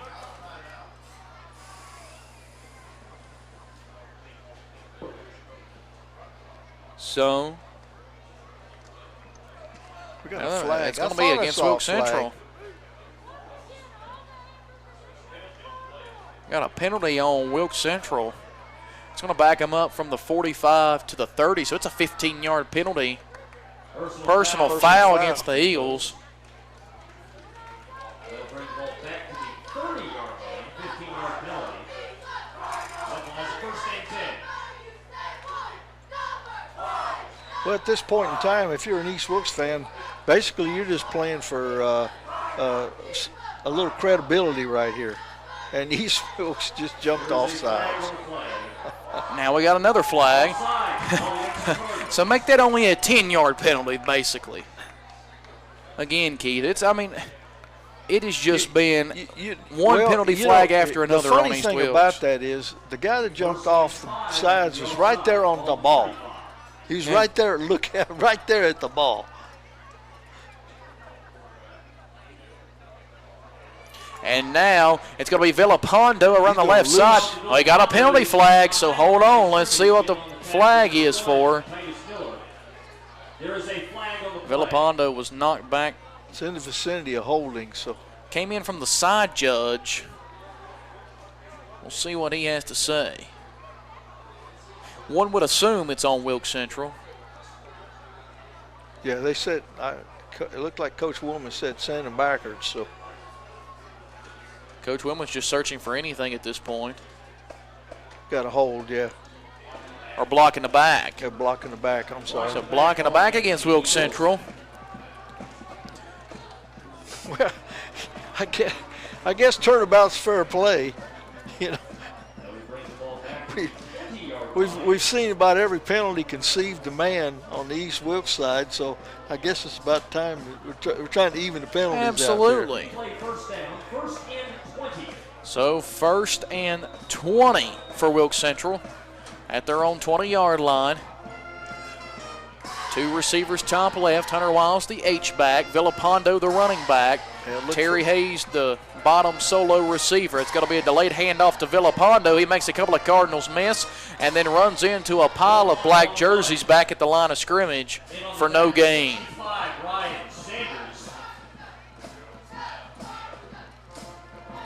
So Wilkes Central now letting the clock run. We're under 10 minutes to go with Wilkes Central leading 38-14, and they're in a second down and 20 position here.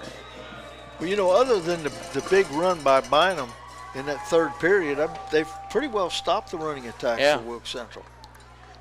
Do you think Wilkes Central eventually starts to look back to the passing game here, Oh, Keith? yeah, Would you be surprised if they did? I would be a bit surprised. You got two receivers to both sides. I mean, look at Martin out there. I mean, he's on an island out there with Terry Hayes. So, or I apologize, two receivers bottom left, solo receiver top right. Hunter Wiles, the H-back. Villapando, the tailback, as McGill turns toward the sideline to get the play call in here on second down and 20. We do not have a play clock available to us. It's being kept by the officials on the field.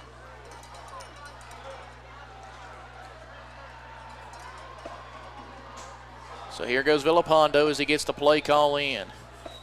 And now we got a flag for delay of game. So that's going to back them up 5 more yards. Back to the 15-yard line. So second and 20 now becomes second and 25.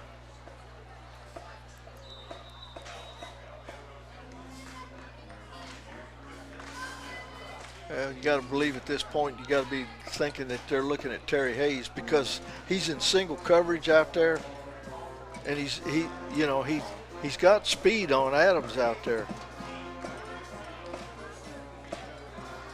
So now,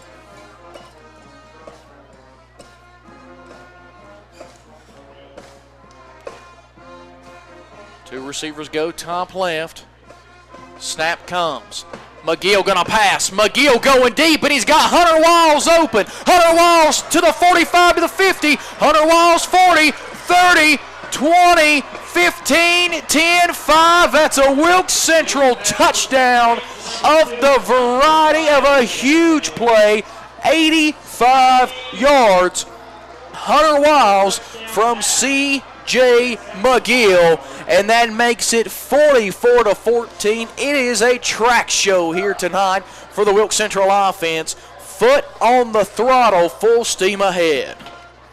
Man, Hunter Wiles bobbled the football, but still brought it in, broke 2 tackles, and took it the rest of the way. Man. I'll tell you, Keith, if you're Mount Airy, when you turn on the film of this Wilkes Central game this week, you're going to see that C in the middle of the Cardinal passing game defense. 2-point conversion attempt. McGill takes it, hands off, and guess what? Villapondo is in, and the flag comes out. And this may be on East Wilkes. It's now 46-14 in favor of Wilkes Central. It is all Eagles here tonight. We're back after this on Hometown Christian Radio.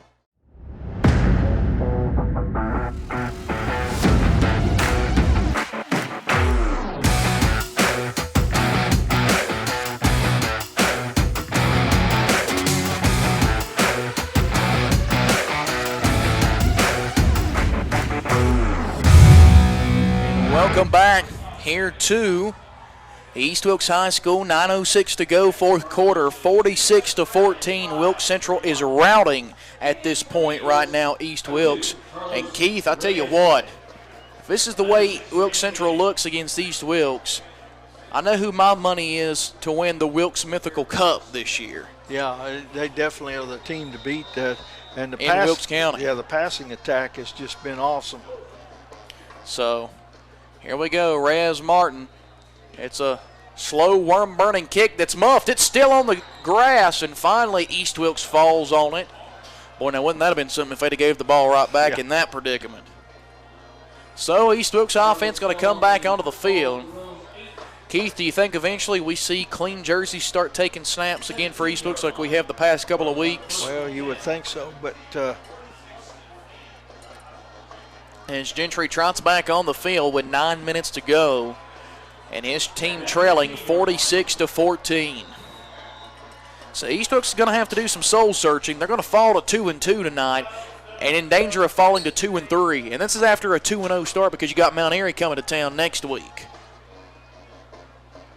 Gentry in the shotgun, 2 receivers to both sides. He takes a snap, and he's back to pass. He's looking, he throws, it's caught by Cass, and Cass cannot get away from the grip of Mason Martin. And Mason Martin has been an impact player on defense tonight. He's been all over the field. He's done a great job out there from his cornerback spot. Keith, I can already tell you with about 8.5 minutes left in this game who my vote getter is for the Sonic Drive-In player of the game, and it's C.J. McGill. Yeah, he's really done a great job. His presence in the pocket has just been outstanding. He's made some incredible throws. As Gentry takes a snap, he's looking, pocket collapses on him, and it's out of the reach of Ethan Cass. So that'll set up 3rd down and 5 from their own 20-yard line. Here's the thing, Keith. If you get an incomplete pass here on 4th and 5 at your own 20, are you giving Wilkes Central short field to go for it on 4th down again? Cass is still on the ground, so he's hurt. And so we got a timeout for injury on the field. And we hope that young man's okay. That's a player East Wilkes could ill afford to lose with Graham already on the shelf. So with that, official timeout for injury. As let's see here, we've got an update. 9.5 minutes left over in Hayes, and North Wilkes has a 40-33 lead over the Allegheny Trojans. It is a shootout in Hayes tonight. What a ball game. Tell you what, Keith, who wants it more? Allegheny, North Wilkes. They just keep trading scores back and forth. Wonder how the Falcons are doing down there. Well, last we heard, I know it was 36 to pretty much nothing. a rout, Yeah. but, in favor of Thomasville. Mount Airy might have 100 now. By now. They had nearly 40, still with 6 minutes and change before halftime. So, appears they're still working on Cass, far side of the field. If you're Wilkes Central, Keith, you are feeling good about homecoming night next Friday night when North Surrey comes to town. North Surrey is a team that struggled this year. They're 0-2 with a tough 21-20 loss a couple weeks back to West Stokes, and then they were absolutely shutout, in fact, against Mount Airy in Week 1. So you've got a rested North Surrey team that's going to come to town with their air raid offense with Coach Patrick Taylor. But Wilkes Central right now, Keith, looks like maybe the most dangerous team outside of East Surrey in the Foothills 2A conference right now. well, you know, the one thing about it is you got a North Surrey team that practices against the pass all the time. Yeah, that's So, it. You know, is Wilkes Central going to be able to run the ball? They might go completely Opposite. what they did tonight, because you know you practice against the air raid offense all the time. You know you should be a little bit more effective against the pass. So here we go, 3rd down and 5 for the Cardinals. Ball is at their own 20-yard line. It's Gentry. It's a quick pass. It's batted up and caught off the deflection is Weston Brown. Weston Brown caught the deflected pass. And he's going to move the chains for an Elk Outdoors of Elkin first down. That's an East It- Wilkes. It's a shame it's 46-14 before you finally get a break. I know. As the clock ticks with 8 minutes and ticking. 8 minutes remaining in the game. Gentry in the shotgun, trips receivers top left, ball in between the hashes. Snap comes. Gentry gonna look deep. He's got Eric Adams, and Adams finally makes the catch in stride. Adams to the 20, to the 15, to the 10, and he's finally brought down near the 5-yard line. It took a couple of weeks, but guess who? It's Eric Adams. Well, you got to feel for that young man. Yes, sir. I mean, you know, you see him come over the sidelines, and you know, he just time after time after time. But you know, you got to give Gentry a little bit of credit because he Absolutely. continues to try to target the young man. And that one, he just laid it right in his hands. Beautiful. And throw. now it's 1st and goal inside the G&B Energy red zone at the Wilkes Central 3-yard line. Well, let's see if they self-destruct here. That's been a theme when they've got inside the G&B Energy red zone tonight. Gentry in the shotgun. Gentry takes a snap. It's a handoff, Brody Martin, and guess what? Brody Martin cuts it up, and Brody Martin has a Cardinal touchdown from 3 yards out, and it's now 46-20 with 7 minutes and 12 seconds to go here in the football game, and a Cardinal 2-point conversion pending. You got to believe, Keith, East Wilkes is going to have to attempt the onside kick again after this 2-point conversion attempt.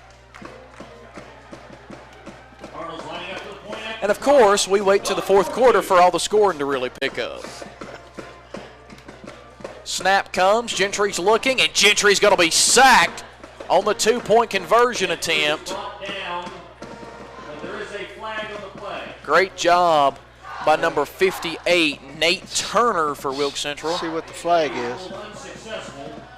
Holding against East Wilkes. Penalties declined, so it is 46-20. And you got to believe the onside attempt kick is coming for East Wilkes. And as we get up close to the top of our 10 o'clock hour, let's pause 20 seconds for station identification. You're listening to high school football on 3 WC. And welcome back here to Ebb Tharpe Field in Rondo. 7 minutes, 12 seconds remain in the football game, and it's 46-20 in favor of the Wilkes Central Eagles. Still in command of this game, though, Keith. It's going to be hard to make up a 26-point deficit in 7 minutes. Yeah, it's just, well, it's to the point it's impossible, I would think. It would take a miracle from the heavens and an incredible way for East Wilkes to come back and pull this one off. Talk about game for the ages if that was to happen. And let's see with the onside attempt here. Let's see, Caden Roll comes up, boots it high and short, and it's going to be fielded. Aiden Bynum. And he's going to have Wilkes Central a first down and 10 at their own 43-yard line. I know this is easier to say, but I've always been a firm believer if you're going to kick an onside kick, kick it about 2 foot off the ground at the biggest lineman you can find. Yeah, that's it. You know, I mean, their hands may not be as trained to receive the football. And, it hits them in the belly or something other, and it hits hard enough, it can ricochet off. But I mean, it's easier to say that. Hunter Wiles is now it appears is in the game. No, it's going to be Carlos Reyes Martin taking the snap at quarterback.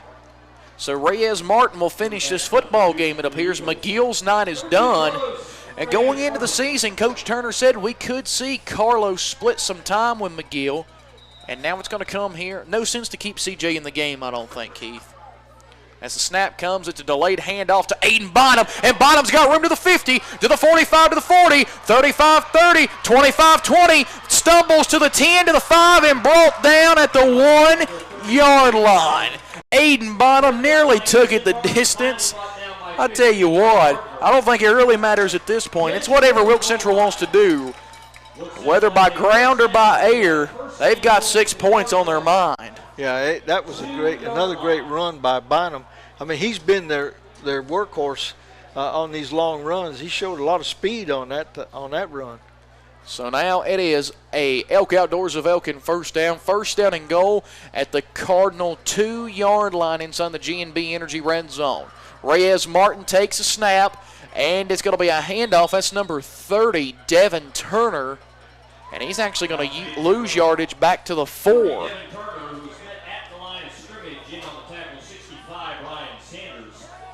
And another score update to our Randy Marin of Wilkesboro scoreboard. North Wilkes now on top of Allegheny 47-33 with 8.5 minutes to go. So things looking good over in Hayes for North Wilkes.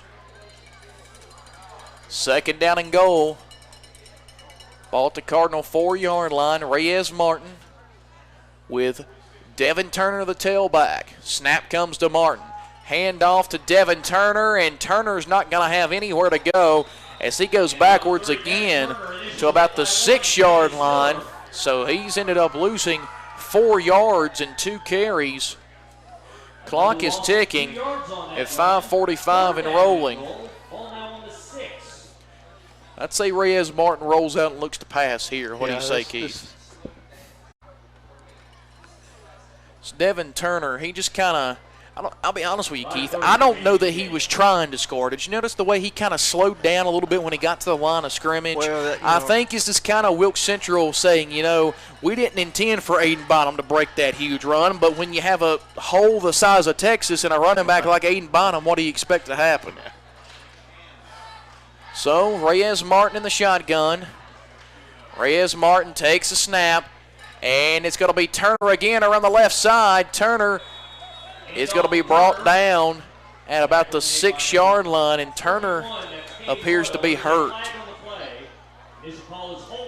Got holding against the Eagles. And Devin Turner is hurt, and that doesn't look good. He took a shot to the knee, it appears. So we hope that young man is okay. He seems to be in a lot of pain. 5 minutes remain in the football game. One has to believe. You think East Wilkes will enforce the holding penalty? Well, they're looking at that right knee. So we hope that young man is okay. Last thing we want to see is a younger player like that get hurt in a game like this. Well, when the game's already under control. And Devin Turner's not a younger player. He's actually a senior, but I don't remember that young man from the spring. Do you, Keith? So we hate to see that for that young man as a senior, and they're still tending to him. So while we have time here, let's take a break. 5:02 to go. It's all Wilkes Central 46-20 over East Wilkes.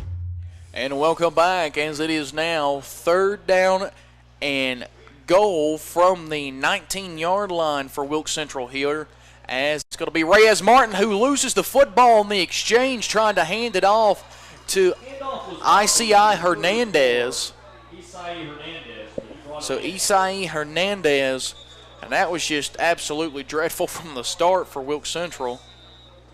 Timeout on the field by the So East Wilkes is going to take a timeout with 4:29 to go. And this timeout brought to you by our friends at Alpha Tango Auto Sales, RiverStreet in Wilkesboro. So Keith, East Wilkes in position here to possibly get the football back.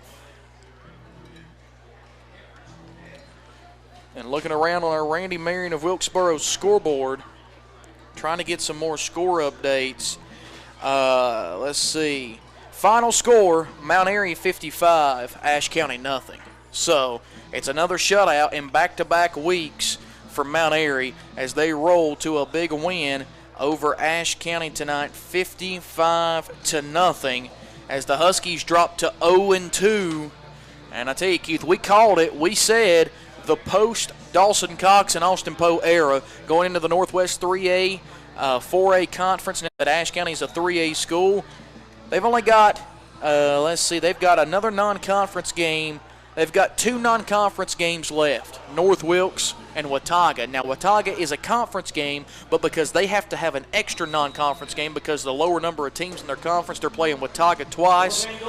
The way it's looking, Keith, North Wilkes might be the best chance Ashe County has to put a W in the column this year.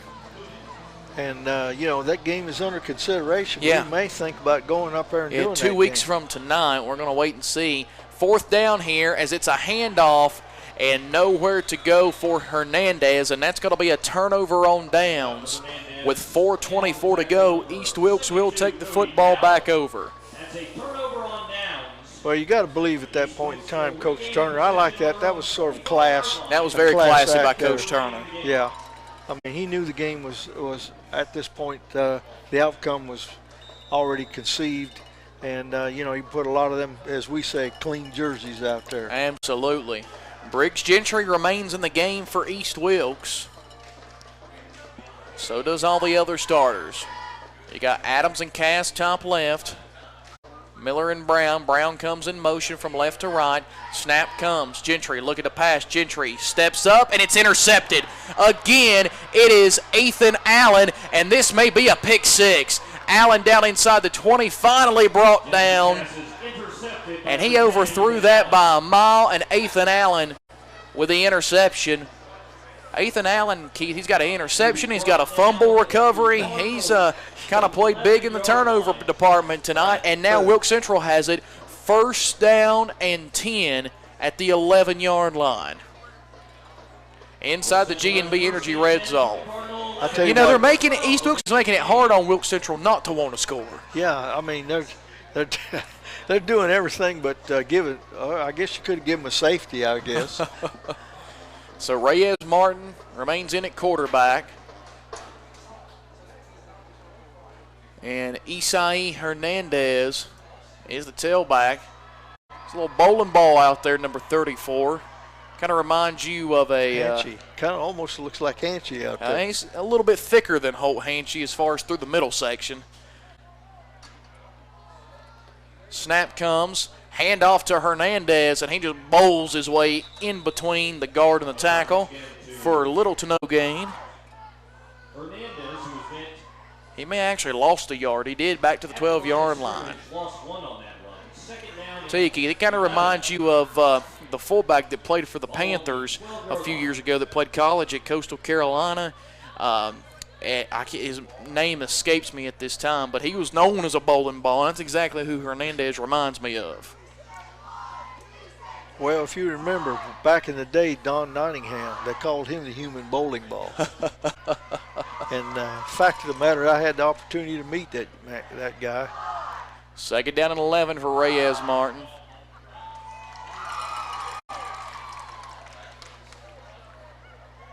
Snap comes. It's a handoff Hernandez, and he's just in the heart of that defensive front to bring up 3rd down. Clock continues to tick with 3 minutes to go. No gain on that play. 3rd down. North Wilkes' lead has been cut down. It's 47-40 North Wilkes with 3 minutes to go. A shootout, 87 combined points over in Hayes tonight. North Wilkes with a 7-point lead with 3 minutes to go. Man, we missed the shootout. It was just over the way from us in Hayes tonight. That was the game we anticipated to be here. Yeah, Wilkes Central put that to bed rather early tonight. 3rd down and 10 from the East Wilkes 11. Snap comes. It's going to be Reyes Martin on a quarterback keeper, and he's going to fall forward across the 10 to the 8-yard line, and it's going to be 4th down and call it 7. If you're Wilkes Central here, Keith, do you? Well, I mean, they're going to keep it on the ground. Yeah, they're going to keep it on the ground. You know, if your kicker was available, if Olivia Rush was here, this would be the perfect point to try her out and let her use her leg a little bit. Well, I've been told she has been kicking very well. I mean, now, granted, when you play for the Lady Eagles soccer program, that's a traditionally strong soccer program. Well, you got some D1 players playing on Zoe that Sussey soccer. and McKenna Freeman off the top of my head. So now, Reyes Martin, 1:44 ticking, 4th and goal. Motion comes. Jet sweep around the left side. That's number 33, Corey Bonner. And he's going to be short, so another turnover on downs. So East Wilkes will take back over with 1:34 to go. And let's see if Briggs Gentry comes back on the field. He does.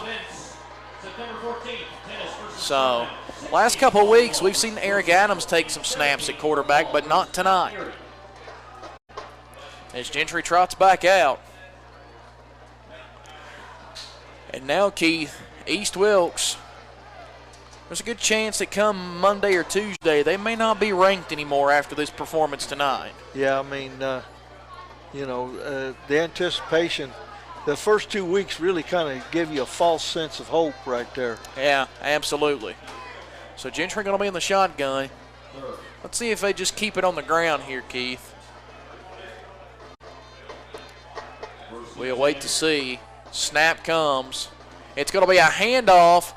That's number 17 for East Wilkes. That is Colton Hall, and he's down just shy of the 15 at the 14. As folks begin to head for the exits here in Ronda tonight, clock is ticking, 1:18 to go. Wilkes Central going to get to 2-0. East Wilkes going to now fall to 2-2. Tell you, Keith, Wilkes Central looks like a team that can at least make a little bit of noise in the Foothills 2A conference. Yeah, I mean, after tonight, we had talked about that return of Coach Funderburk back to Wilkes Central. That's the last game of the season. That could very well be an appealing game.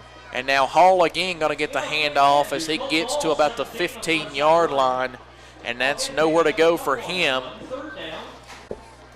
And we're down to 42 seconds to play. One more play may be all it takes for East Wilkes here. Down to 36 seconds. 46-20 going to be our final score here tonight. Wilkes Central looking outstanding here. And our first game with the Eagles this season. East Wilkes now falling to 2-2 on the night.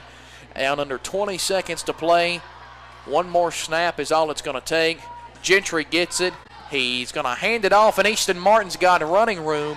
Easton Martin is going to still be on his feet near the 40. Easton Martin finally brought down just shy of the 45, and that's it. Our final score tonight, 46-20. Congratulations to Coach Ron Turner and the Wilkes Central Eagles. Wilkes Communications postgame show starts now. It's the Wilkes Communications postgame show.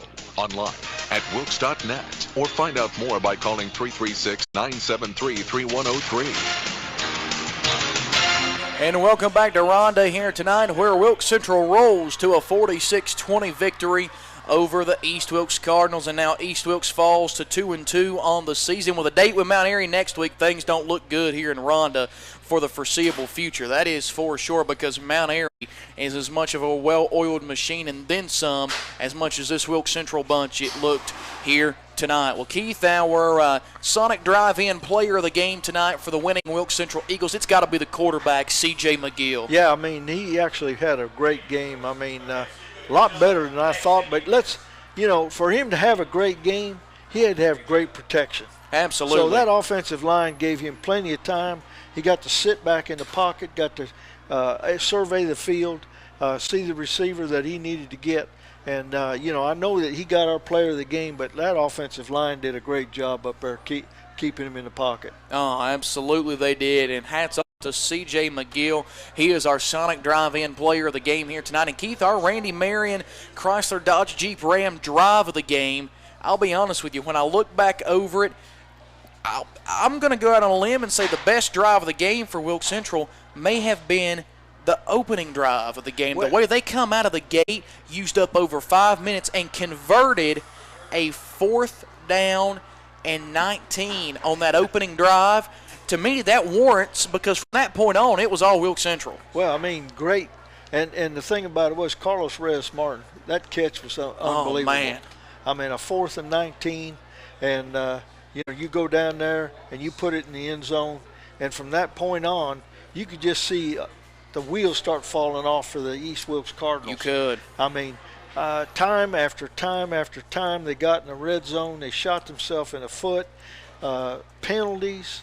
I mean, this was their 4th game of the season, and if you didn't know any better, you'd swear it was the first game. Yeah, I mean, they did not look. The thing they could control was the penalties, and they just let that get the best of them. They absolutely did. So they fall to 2-2 tonight. Wilkes Central goes to 2-0. Last update we had was 47-40 North Wilkes with 3 minutes to go.